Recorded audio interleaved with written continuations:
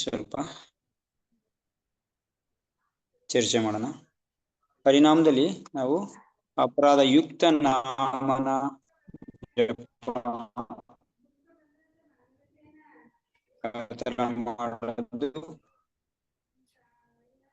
ಮಾಡ್ತಾ ಇದ್ದೀವಿ, ಮತ್ತೆ ಅದರಿಂದ ಆಚೆ ಬರುತ್ತೆ ಹಾಗೆ ಅಂತ ತಿಳ್ಕೊಂಡ್ವಿ. ಅದರಿಂದ ಆಚೆ ಬಂದಾದ್ಮೇಲೆ ಇವಾಗ ನೆಕ್ಸ್ಟ್ ಯಾವ ನಾಮ ಶುರುವಾಗುತ್ತೆ ಅದ್ರ ಬಗ್ಗೆ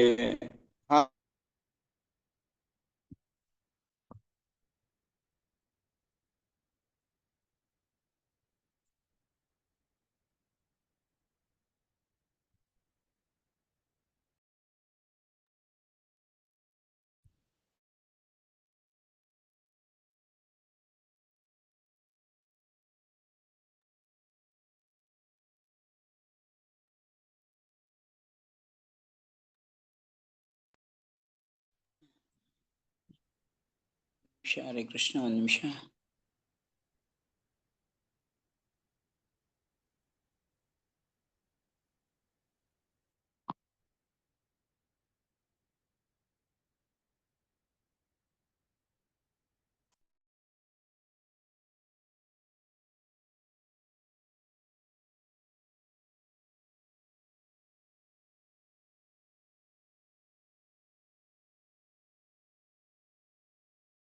ನಾವು ಇವಾಗ ನಾಮಾಭಾಸಕ್ಕೆ ಬರ್ತೀವಿ. ನಾಮಾಭಾಸ ಯಾವ ತರ ಇರುತ್ತೆ ಇವತ್ತು ಚರ್ಚೆ ಮಾಡೋಣ. ಸೊ ಅಪರಾಧಯುಕ್ತ ನಾಮದಲ್ಲಿ ತುಂಬಾ ಮುಖ್ಯ ಇದೆ ವಿಷಯಗಳು. ಅಕಸ್ಮಾತ್ ಏನೇನು ಅಪರಾಧ ಇದೆ, ಅಪರಾಧದಿಂದ ಆಚೆ ಬರೋದು ಹೆಂಗೆ, ಅಪರಾಧದಿಂದ ಕಡಿಮೆ ಆಗ್ತಾ ಇದೀವಿ ಅನ್ನೋದಕ್ಕೂ 4 ಸಿಂಪ್ಟಮ್ ಇದೆ. ಆ 4 ಸಿಂಪ್ಟಮ್ ಯಾವುದು ಅಂತ ಗೊತ್ತಾಗ್ಲಿಲ್ಲ ಅಂದ್ರೆ ಬೇಕಾದ್ರೆ ಮತ್ತೆ ಒಂದ್ಸರಿ ಕೇಳಿ ಹೇಳೋಣ. ಸೊ ಅರ್ಥ ಮಾಡ್ಕೊಳ್ಳೋದು ತುಂಬಾ ಮುಖ್ಯ. ಸೊ ನಮ್ಗೆ ವಿಷಯನೇ ಅರ್ಥ ಆಗಿಲ್ಲ ಅಂದ್ರೆ ಅದರಿಂದ ಆಚೆ ಬರೋದು ತುಂಬಾ ಕಷ್ಟ ಆಗುತ್ತೆ.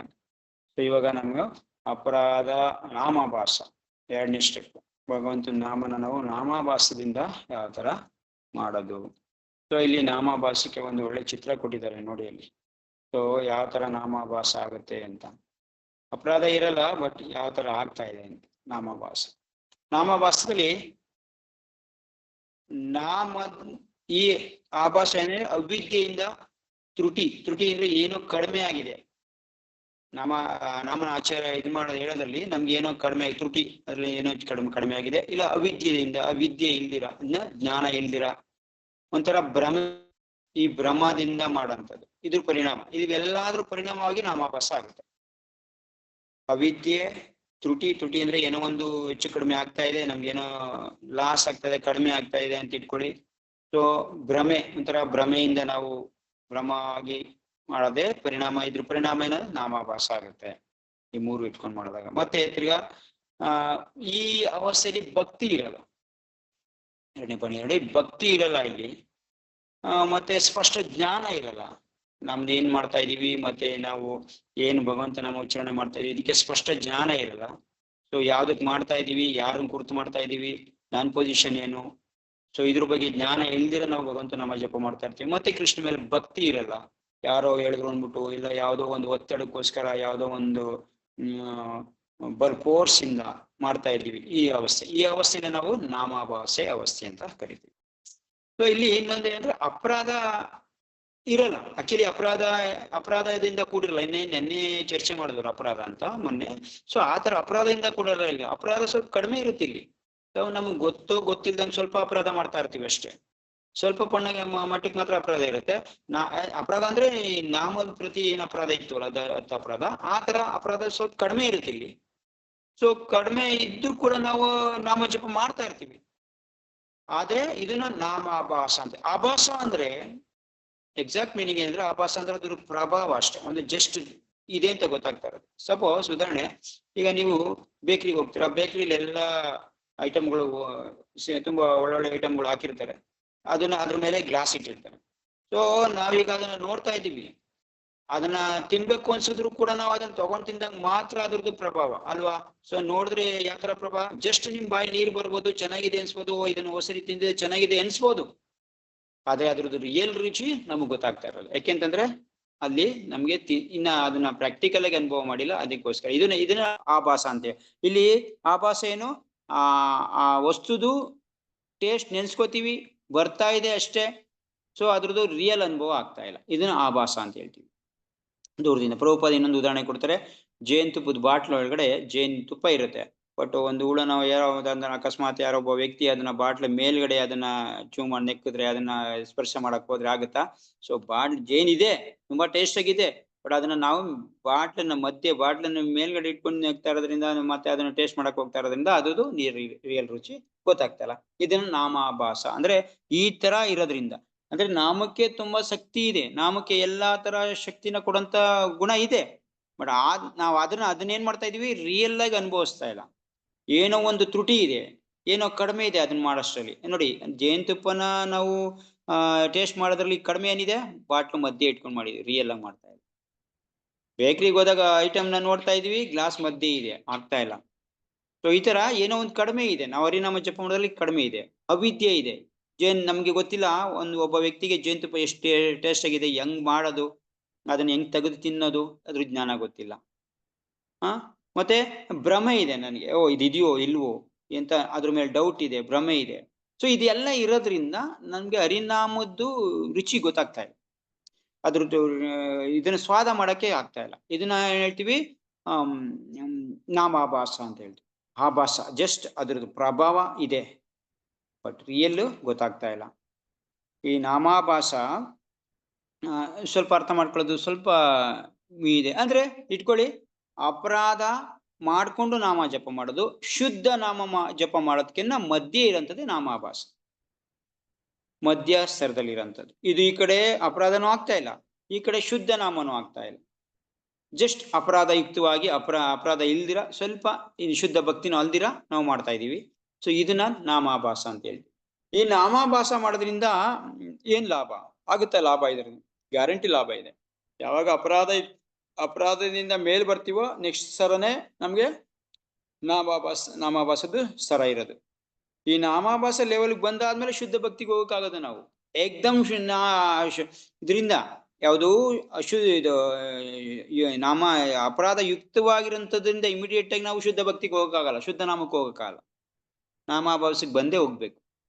ಇದು ಹಂಗೇನ ರೂಲ್ಸ್ ಅಂತಂದ್ರೆ ಜಸ್ಟ್ ಅದು ದಾರಿ ಅಷ್ಟೇ. ಅದು ನಿಮ್ಗೆ ಅನುಭವಕ್ಕೆ ಬಂದಿಲ್ಲ ಅಂದ್ರೂ ಕೂಡ ನಾಮಾಭಾಸಕ್ಕೆ ಬಂದಿರ್ತೀರಾ, ಅನುಭವಕ್ಕೆ ಬಂದಿದ್ರು ಕೂಡ ನೀವು ಬಂದಿರ್ತೀರಾ. ಆದ್ರೆ ನಾವು ಅದೊಂದೊಂದ್ಸಲ ಶುದ್ಧ ನಾಮ ಅಂತ ಅನ್ಕೊಂಡ್ಬಿಟ್ಟಿರ್ತೀವಿ ನಾವು, ಇದೇ ಶುದ್ಧ ನಾಮ ಅಂತ ಅನ್ಕೊಂಡ್ಬಿಡ್ತೀವಿ. ಬಟ್ ಶುದ್ಧ ನಾಮ ಆಗ್ತದೆ.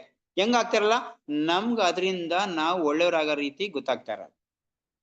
ನಾಮಾಭಾಸ ಲೆವೆಲ್ ಅಲ್ಲಿ ನಮ್ಗೆ ಏನಿದೆ ಎಫೆಕ್ಟ್ ಮಾಡ್ತಾ ಇದೆ ನಮ್ಗೆ ಗೊತ್ತಾಗ. ಬಟ್ ನಾವು ಅನ್ಕೊಬಿಟ್ಟಿರ್ತೀವಿ ನಾವು ಶುದ್ಧ ಅದೇ ಅಂತ. ನಾನು ಅನ್ಕೊಬಿಟ್ಟಿದ್ದೀನಿ ನಾನು ಮಾಡ್ತಾ ಇರೋದು ಸರಿ ಅಂತ. ಇದು ಭ್ರಮೆ. ಅಂದ್ರೆ ನಾವ್ ಅನ್ಕೊಬಿಟ್ಟಿರ್ತೀವಿ ನಾನು ಚೆನ್ನಾಗ್ ಮಾಡ್ತಾ ಇದ್ದೀನಿ ಅಂತ. ಇನ್ನೊಬ್ರು ಸಜೆಷನ್ ತಗೊಂಡಿರಲ್ಲ, ಇನ್ನೊಂದ್ ಕಡೆ ಕೇಳಿರಲ್ಲ, ಅದ್ ಹೆಂಗೆ ಅಂತ ಅದರ ಅರ್ಥ ಗೊತ್ತಿರಲ್ಲ, ಏನು ಗೊತ್ತಿಲ್ಲ. ನಾನು ಒಳ್ಳೆ ಜಪ ಮಾಡ್ತಾ ಇದ್ದೀನಿ, ನಂಗೆ ಚೆನ್ನಾಗ್ ಗೊತ್ತು, ನನ್ ಜಪ ಇಷ್ಟು ವರ್ಷದಿಂದ ಮಾಡ್ತಾ ಇದ್ದೀನಿ, ಇದೆಲ್ಲ ಇರುತ್ತೆ.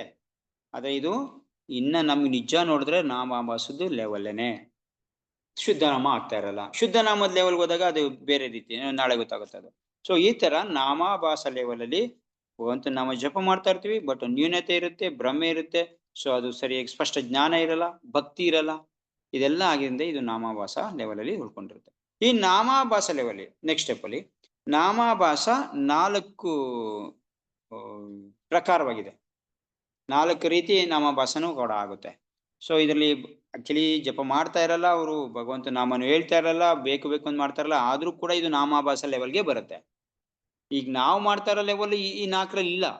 ನಾವು ಬೇಕು ಅಂತಾನೆ ಜಪ ಮಾಡ್ತಾ ಇದೀವಿ, ಆದ್ರೂ ಕೂಡ ನಮ್ದು ಲೆವೆಲ್ ನಾಮಾಭಾಸನೆ. ಯಾಕೆಂದ್ರೆ ನಮ್ಗೆ ಸ್ಪಷ್ಟ ಜ್ಞಾನ ಇಲ್ಲ, ಭಕ್ತಿ ಇಲ್ಲ, ಮತ್ತೆ ಏನೋ ತ್ರುಟಿ ಇದೆ, ಸ್ವಲ್ಪ ಅವಿದ್ಯೆ ಇದೆ, ತ್ರುಟಿ ಇದೆ, ಭ್ರಮೆ ಇದೆ ನಮ್ಗೆ. ಸೊ ಇದರಿಂದ ನಾಮಾಭಾಸ ಆಗ್ತಾ ಇದೆ. ಆದ್ರೆ ಈ 4 ಉದಾಹರಣೆ ಈ 4 ಪ್ರಕಾರನೂ ಕೂಡ ನಾಮಾಭಾಸ ಲೆವೆಲ್. ಅದು ಇದೊಂಥರ ನಾಮಾಭಾಸ ಲೆವೆಲ್ಗೆ ಬರುತ್ತೆ. ಇದನ್ನ ಬೇಕು ಅಂತ ಮಾಡಿಲ್ಲ ಅಂದ್ರೂ ಕೂಡ ಇದು ನಾಮಾಭಾಸ ಲೆವೆಲ್ ಬರುತ್ತೆ. ಆ 4 ಯಾವುದು ಅಂತ ನೋಡೋಣ.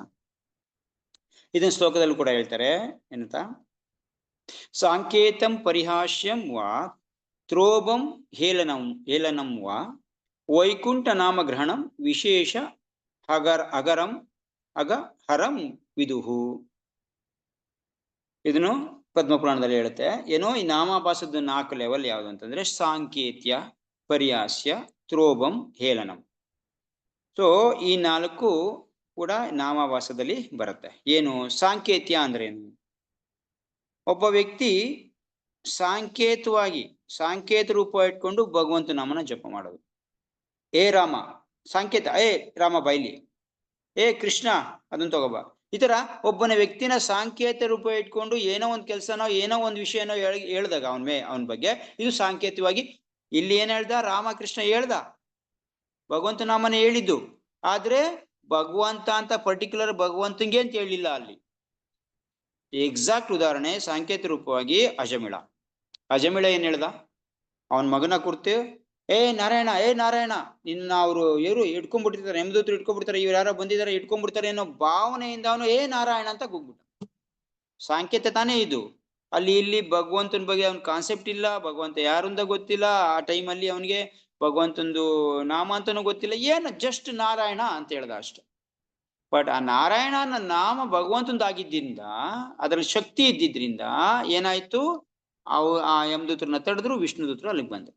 ಸಾಂಕೇತವಾಗಿ ಅವನ ಮಗನ ಹೆಸರು ಹೇಳಿದ್ದವನು, ಓಕೆ, ಅವನ ಮಗನ ಹೆಸರು ಹೇಳ್ತಾ ಇದ್ರು ಕೂಡ ನಾರಾಯಣನ ಕುರಿತು ಹೇಳ್ತಾ ಇಲ್ಲ ಅವನಿಗೆ, ಅವನ ಜ್ಞಾನ ಇಲ್ಲ, ಸ್ಪಷ್ಟತೆ ಇಲ್ಲ, ಏನಿಲ್ಲ, ಅದು ಸಾಂಕೇತವಾಗಿ ಹೇಳ್ತಾ ಇದ್ದಾನೆ, ಓಯ್ ನಾರಾಯಣ, ಏ ನಾರಾಯಣ ನಾರಾಯಣ ಅಂತ ಕೂಗ್ತಾ ಇದ್ದಾನೆ. ಸೊ ಇದು ಕೂಡ ನಾಮಾಭಾಸ ಲೆವೆಲ್ಲೇ. ಇಲ್ಲಿ ಅಜಮಿಳ ಅಪರಾಧ ಮಾಡ್ಕೊಂಡು ನಾಮ ಜಪ ಮಾಡ್ತಾ ಇಲ್ಲ, ಅವನಿಗೆ ಎತ್ತು ಅಪರಾಧದಲ್ಲಿ ಬರಲ್ಲ ನೋಡಿ ಬೇಕಾರೆ, ಅವನು ವೈಯಕ್ತಿಕವಾಗಿ ಅವನು ಅಪರಾಧ ಮಾಡ್ಕೊಂಡಿದ್ದಾನೆ, ಅದು ಬೇರೆ ಪ್ರಶ್ನೆ. ಆದ್ರೆ ಇಲ್ಲಿ ಅವನು ನಾಮದ ವಿರುದ್ಧ ಅಪರಾಧ ಮಾಡಿಲ್ಲ, ಬೇಕು ಅಂತ ಮಾಡ್ತಾ ಇಲ್ಲ, ಬಟ್ ಅವನು ಗೊತ್ತಿಲ್ಲದೆ ಅಪರಾಧ ಅವನ ಕಡೆಯಿಂದ ಆಗ್ಬಿಟ್ಟಿದೆ. ಆದ್ರೆ ಏನು ಸಾಂಕೇತಿಕವಾಗಿ ಭಗವಂತ ನಾಮ ಹೇಳ್ತಾ ಇದ್ದಾನೆ. ಸೊ ಇದು ಕೂಡ ನಾಮಾಭಾಸ ಲೆವೆಲ್ಲೇ. ಸೊ ಈ ನಾಮಾಭಾಸ ಲೆವೆಲ್ ಮಾಡಿ ಆಚರಣೆ ಮಾಡಿದ್ದಕ್ಕೂ ಅಜಮಣಿಗೆ ಏನಾಯ್ತು, ಸ್ವಲ್ಪ ಟೈಮ್ಗಾದ್ರೂ ಕೂಡ ಅವನಿಗೆ ಮುಕ್ತಿ ಸಿಕ್ತು, ಮುಕ್ತಿ ಹಂತಕ್ಕೆ ಹೋದ ಅವನು ಅಲ್ವಾ. ಸೊ ಭಗವಂತನ ಶುದ್ಧ ನಾಮ ಮಾಡೋ ಲೆವೆಲ್ಗಾರ ಹೋದ ನಾಮಾಭಾಸಲ್ಲಿ. ಸೊ ಇದು ನಾಮಾಭಾಸದಿಂದ ಆಗಂತ ಕೆಲಸ. ಸೊ ಮೊದಲನೇದು ಸಾಂಕೇತಿಕವಾಗಿ ಜಪ ಮಾಡಿದ್ರು ಕೂಡ ಅದು ಭಗವಂತ ಲೆಕ್ಕ ಇಡ್ತಾನೆ, ಭಗವಂತನಿಗೆ ಅದು ಸಂಬಂಧ ಬಿಡುತ್ತೆ, ಭಗವಂತ ನಾಮದಲ್ಲಿ ಶಕ್ತಿ ಇದೆ ಅಂತ ಗೊತ್ತಾಗುತ್ತೆ, ಸಾಂಕೇತ ಇರುತ್ತೆ. ಎರಡನೇದು ಪರಿಹಾಸ್ಯಂ, ಒಬ್ಬ ವ್ಯಕ್ತಿ ಇನ್ನೊಬ್ಬನ ಕುರಿತು ಪರಿಹಾಸ್ಯ ಮಾಡ್ತಾನೆ, ಹಾಸ್ಯ ಮಾಡ್ತಾ ಇರ್ತಾನೆ, ಇಲ್ಲಿ ನೋಡಲಿ ಹರೇ ಕೃಷ್ಣ ಹೊಲ ಹೋಗ್ತಾ ಇದ್ದಾರೆ, ಅಲ್ಲಿ ನೋಡಲಿ ಹರೇ ಕೃಷ್ಣ, ಹರೇ ಕೃಷ್ಣ ಬರ ಇಲ್ಲಿ ಆಡ್ಕೊಂಡು, ಈ ಹರೇ ಕೃಷ್ಣದವ್ರು ಏನ್ ಸಿಕ್ಕಾ ಬಿಟ್ಕೊಂಡಿರ್ತಾರೆ, ಉದ್ದ ಜಡೆ ಬಿಟ್ಕೊಂಡಿರ್ತಾರೆ, ಪರಿಹಾಸ ಮಾಡ್ತಾರೆ. ಹಾಸ್ಯ ಮಾಡ್ಕೊಂಡು ಭಗವಂತನ ನಾಮ ಒಟ್ನಲ್ಲಿ ಹರೇ ಕೃಷ್ಣ, ರಾಮನ ಹೆಸರು ಭಗವಂತನ ಹೆಸರು ಹೇಳ್ತಾ ಇದಾರ, ಹರೇ ಕೃಷ್ಣ ಕೃಷ್ಣ ಹೇಳ್ತಾವ್ರ, ಓಕೆ, ಹರಿ ಹೆಸರು ಹೇಳ್ತಾ ಇದಾರ, ಹರಿ ಬೋಲ್, ಹಾಸ್ಯ ಮಾಡ್ತಾರೆ. ಏನ್ ನೀನ್ ಯಾವಾಗಲೂ ಸುಮ್ಮನೆ ಜುಟ್ಟು ಬಿಟ್ಕೊಂಡು ತಲೆ ಬಿಟ್ಕೊಂಡು ಬೋಳ್ಸ್ಕೊಂಡು ಓಡಾಡ್ತಾ ಇರ್ತೀಯ, ಹಿಂಗೇನ ಅದು ಇಲ್ವಾ. ಸೊ ಅಂದ್ರೆ ಪರಿಹಾಸ ಮಾಡ್ತಾರೆ. ಪರಿಹಾಸ ಮಾಡಿದ್ರೂ ಕೂಡ ಅಲ್ಲಿ ಏನಿರುತ್ತೆ, ಭಗವಂತನ ನಾಮನೇ ಇರುತ್ತೆ. ಸೊ ಈ ನಾಮದಲ್ಲಿ ಶಕ್ತಿ ಇರೋದ್ರಿಂದ ಒಬ್ಬ ವ್ಯಕ್ತಿನ ಪರಿಹಾಸ ಮಾಡ್ಕೊಂಡು ಆಡಿದ್ರೂ ಕೂಡ ಇಲ್ಲಿ ಅಪರಾಧದ ಭಾವನೆ ಬರಲ್ಲ ಇಲ್ಲಿ. ಸೊ ಭಗವಂತ ನಾಮ ಹೇಳ್ದ ಅವನು, ಬಟ್ ಜ್ಞಾನ ಇಲ್ಲ ಇಲ್ಲಿ ಅವನಿಗೆ ಸ್ವಲ್ಪ ಇದಿದೆ, ಸ್ಪಷ್ಟ ಭಕ್ತಿ ಇಲ್ಲ, ಆದ್ರೂ ಕೂಡ ಭಗವಂತ ನಾಮ ಹೇಳ್ದ, ಅವಾಗ ಅವನು ಪರಿಹಾಸ್ಯದಲ್ಲಿ ಬಂದು ಅವನು ನಾಮಾಭಾಸ ಲೆವೆಲ್ಗೆ ಬರ್ತಾನೆ. ಸೊ ಇದು ಕೂಡ ಅವನಿಗೂ ಕೂಡ ಇದು ಹೋಗ್ತಾ ಗ್ರ್ಯಾಜುಯಲ್ ಆಗಿ ಅವನ ಶುದ್ಧ ನಾಮಕ್ಕೆ ತರುತ್ತದೆ. ನೋಡಿ, ಯಾವಾಗ ನಾಮಾಭಾಸ ಲೆವೆಲ್ ಇಂದ ಇಮಿಡಿಯೇಟ್ ಆಗಿ ಅವ್ರಿಗೆ ಮುಕ್ತಿ ಸಿಗಲ್ಲ, ನಾಮಾಭಾಸ ಮಾಡ್ತಾ ಇದಾರೆ ಅಂತಂದ್ರೆ ಅವ್ನು ಇಮಿಡಿಯೇಟ್ ಆಗಿ ಮುಕ್ತಿ ಲೆವೆಲ್ಗೆ ಕಳಿಸ್ಬಿಡಲ್ಲ, ಭಗವಂತ ನಾಮ ವೈಕುಂಠ ನಾಮ ಕಳಿಸ್ಬಿಡಲ್ಲ. ಇದೇ ತರದ ಇದ್ರೆ ಅವನು ಮುಂದಿನ ಲೆವೆಲ್ಗೆ ಶುದ್ಧ ನಾಮಕ್ಕೆ ಬರ್ತಾನೆ ಅನ್ನೋದು ಸ್ಪಷ್ಟ. ಓಕೆ, ಅಜಮಣಂಗಾದಂಗೆ. ಸೊ ಈ ಪರಿಹಾಸದಲ್ಲೂ ಕೂಡ ಒಬ್ಬ ವ್ಯಕ್ತಿ ಭಗವಂತ ನಾಮ ಜಪ ಮಾಡಿದ್ರು ಕೂಡ ಅದು ಕೂಡ ನಾಮಾಭಾಸ ಲೆವೆಲ್ಗೆ ಬರುತ್ತೆ. ಮತ್ತೆ ತೋಬಂ ಅಂದ್ರೆ ಸಂಸ್ಕೃತ ವರ್ಡ್. ತೋಬಂ ಅಂದ್ರೆ ಉಪೇಕ್ಷೆ, ಕ್ರೋಧ, ದ್ವೇಷ ಇಟ್ಕೊಂಡು ಭಗವಂತ ನಾಮ ಜಪ ಮಾಡೋದು. ಯಾವ ರೀತಿ, ಈ ಕಂಸ ಮಾಡ್ದ ಗೊತ್ತಾ, ಕಂಸ ಏನ್ ಮಾಡ್ದ, ಭಗವಂತನಿಗೆ ಏನು ಕ್ರೋಧ ಇಟ್ಕೊಂಡು, ಕೋಪ ಇಟ್ಕೊಂಡು, ದ್ವೇಷದಿಂದ ಭಗವಂತನ ಕೃಷ್ಣ ಕೃಷ್ಣ ಕೃಷ್ಣ ಅಂತಿದ್ದಾಗ ನೋಡ್ಸ್ಕೊಂಡು ಹೇಳ್ತಾ ಇದ್ದ, ಕೃಷ್ಣನ ಕೊಂದ್ಬಿಡ್ತೀನಿ, ಕೃಷ್ಣನ ಉಪೇಕ್ಷೆ ಮಾಡೋದು, ನೆಗ್ಲೆಕ್ಟ್ ಮಾಡೋದು, ಉಪೇಕ್ಷೆ ಮಾಡೋದು. ಸೊ ಈ ತರ ಭಗವಂತ ನಾಮನ ಎಷ್ಟೋ ಸರಿ ನಾವು ನೋಡ್ತಾ ಇದೀವಿ, ನಮ್ಮ ಮುಂದೆನೆ ಉಪೇಕ್ಷೆ ಮಾಡಿ ನಮ್ಗೆ ಕ್ರೋಧ ಮಾಡ್ತಾ ಇರ್ತಾರೆ ನಮ್ ಜನ. ಈ ಹರೇ ಕೃಷ್ಣಗ್ ಬಂದ್ಬಿಟ್ಟು ನೀನ್ ಹಾಳಾಗೋದೆ, ತುಂಬಾ ಜನ ನಮ್ಗಂತೂ ಅನುಭವ ಜಾಸ್ತಿ ಇರ್ತಾವಲ್ವಾ. ಸೊ ಈ ತರದ್ದು ಡೈರೆಕ್ಟ್ ಆಗಿ ಹೇಳಿಲ್ಲ ಅಂದ್ರು ಇಂಡೈರೆಕ್ಟ್ ಆಗಿ ಅಯ್ಯೋ ಅವ್ನು ಹರೇ ಕೃಷ್ಣ ಕಟ್ಕೊಂಡು ಹಾಳಾಗೋದ ಕಣೋ, ಈ ತರ ಹೇಳಿದೆ ಅಂದ್ರೆ ಹೇಳಿರ್ತಾರ ನಾಮನ, ಬಟ್ ಅವ್ರಿಗೆ ಉಪೇಕ್ಷೆ, ಕ್ರೋಧ, ಕೋಪ, ಅಸೂಯೆ ಇದೆಲ್ಲ ಇಟ್ಕೊಂಡು ಇದನ್ನ ತ್ರೋಬ ಅಂತಾರೆ. ತೋಬ ಅಂತಾರೆ. ಸೊ ಈ ತರ ಜಪ ಮಾಡಿದ್ರು ಒಬ್ಬ ವ್ಯಕ್ತಿ ಭಗವಂತ ನಾಮನ, ಅವನಿಗೂ ಕೂಡ ಭಗವಂತ ನಾಮದ್ದು ಪ್ರಭಾವ ಅಂದ್ರೆ ನಾಮದಲ್ಲಿ ಶಕ್ತಿ ಇದೆ, ನಾಮ ಅಂತೂ ಹೇಳ್ಬಿಟ್ಟ ಅವನು, ಅವನಿಗೆ ಅಪರಾಧ ಇಲ್ಲ ಅವನಲ್ಲಿ, ಆದ್ರೂ ಕೂಡ ನಾಮನ ಹೇಳ್ಬಿಟ್ಟ, ಅವನಿಗೆ ಗೊತ್ತಿಲ್ಲ, ಅಜ್ಞಾನ ಇದೆ. ಆದ್ರೂ ಭಗವಂತ ನಾಮದಲ್ಲಿ ದ್ವಂದ್ವ ಇಲ್ಲ. ಭಗವಂತ ನಾಮ ಏನ್ ಎಫೆಕ್ಟ್ ಮಾಡ್ಬೇಕೋ ಮಾಡೇ ಮಾಡುತ್ತೆ. ಸೊ ಇವನ್ಗುನು ಕೂಡ ನಾಮಾಭಾಸ ಲೆವೆಲ್ ಬರ್ತಾನೆ.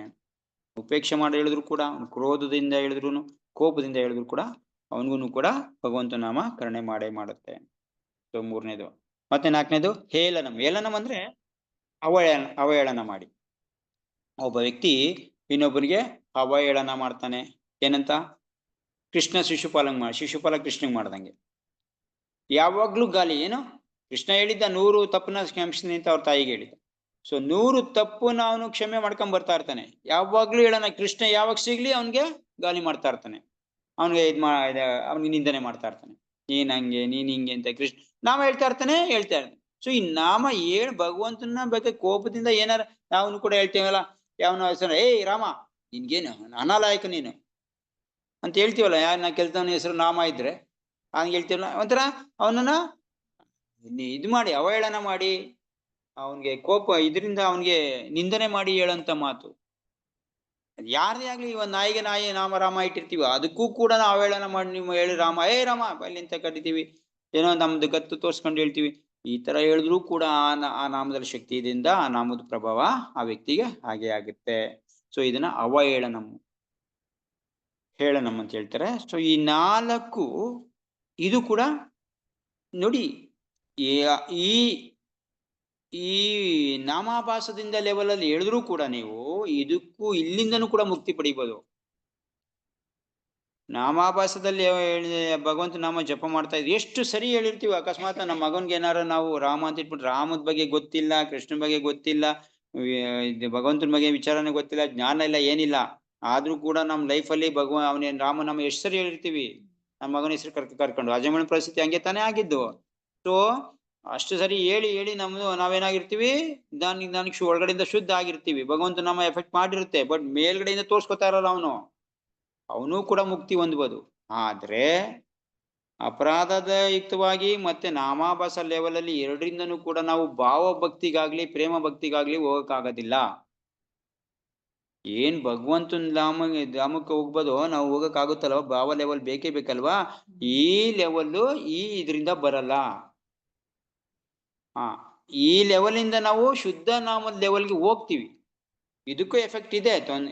ಇದನ್ನ ಮಾಡಿ ಕೂಡ ನಾವು ನಮ್ಗೆ ಭಗವಂತ ನಾಮ ಸಿಗುತ್ತೆ. ಯಾವಾಗ ಅಂದ್ರೆ ಸ್ವಲ್ಪ ಸಮಯ ಹಿಡಿದು ಆಮೇಲೆ ಶುದ್ಧ ನಾಮದ ಲೆವೆಲ್ಗೆ ಹೋಗಕ್ಕೋಸ್ಕರ ನಾಮಾಭಾಸ ಲೆವೆಲ್ ಇದೆ. ಅಂದ್ರೆ ನಾಮಾಭಾಸಕ್ಕೆ ಹೋಗ್ಬಿಟ್ಟೆ ನಾವು ಶುದ್ಧ ನಾಮಕ್ಕೆ ಹೋಗ್ತೀವಾ? ಇಲ್ಲ, ಡೈರೆಕ್ಟ್ ಆಗಿ ಅಕಸ್ಮಾತ್ ಅಂತ ಸುಕೃತಿ ಇದ್ರೆ ಬೇಕಾದ್ರೆ ಅಪರಾಧದಿಂದ ಡೈರೆಕ್ಟ್ ಆಗಿ ಹೋಗ್ಬೋದು. ಕೆಲವೊಬ್ರು ಅಪರಾಧ ಮಾಡಿದ್ರೆ ಒಂದೇ ಲೆವೆಲ್ಗೆ ಬೇಕಾದ್ರೆ ಹೋಗ್ಬೋದು. ಇವಾಗ ತುಂಬಾ ಬ್ರಾಹ್ಮಣರ ಮಕ್ಳು, ವೈಷ್ಣವ್ರ ಮಕ್ಳು, ಅವ್ರು ಯಾವ ಅಪರಾಧ ಮಾಡಿರ್ತಾರೆ? ಯಾವ ಅಪರಾಧನೂ ಮಾಡಲ್ಲ, ಏನು ಮಾಡಲ್ಲ, ಇಮಿಡಿಯೇಟ್ ಆಗಿ ಅವರು ಶುದ್ಧ ನಾಮಕ್ಕೆ ಹೋಗಿರ್ತಾರೆ. ಹಂಗೂ ಇರುತ್ತೆ.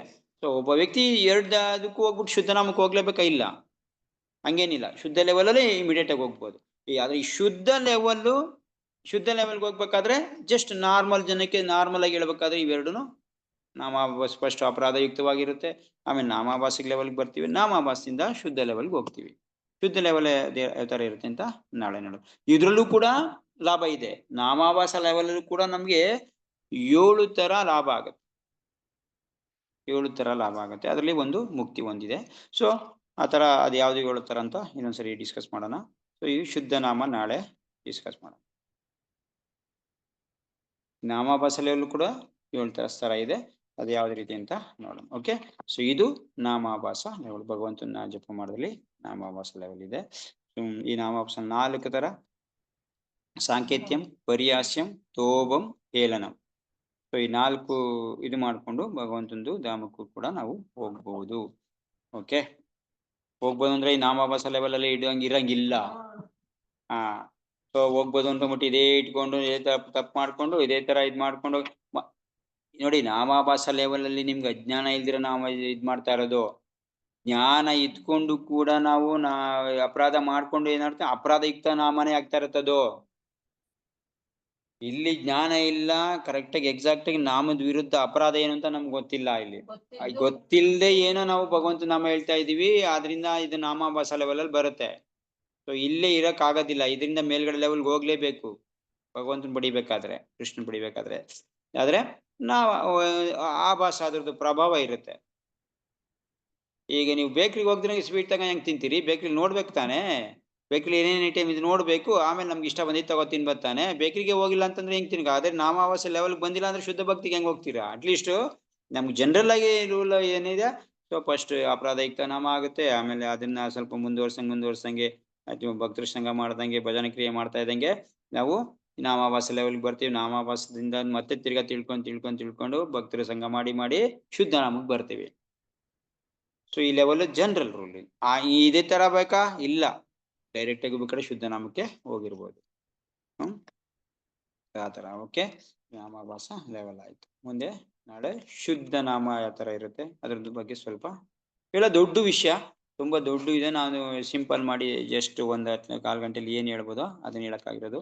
ಇದ್ರ ಬಗ್ಗೆ ತುಂಬಾ ಚರ್ಚೆ ಇದೆ, ಇದ್ರ ಬಗ್ಗೆ ತುಂಬಾನು ಬೇಕಾದ್ರೆ ಇನ್ನ ತುಂಬಾ ಇದೆ. ಇದ್ರದ್ದು ಲಾಭ ಏನು, ಈ ತರ ಯಾವ ತರ ಇರುತ್ತೆ, ಸೊ ಬೇರೆ ಬೇರೆ ಗ್ರಂಥಗಳಲ್ಲಿ ಇದೆ.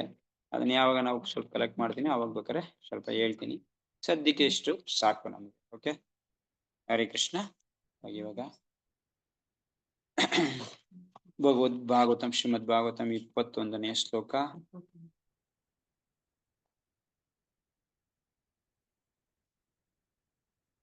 ಶ್ಲೋಕ 21.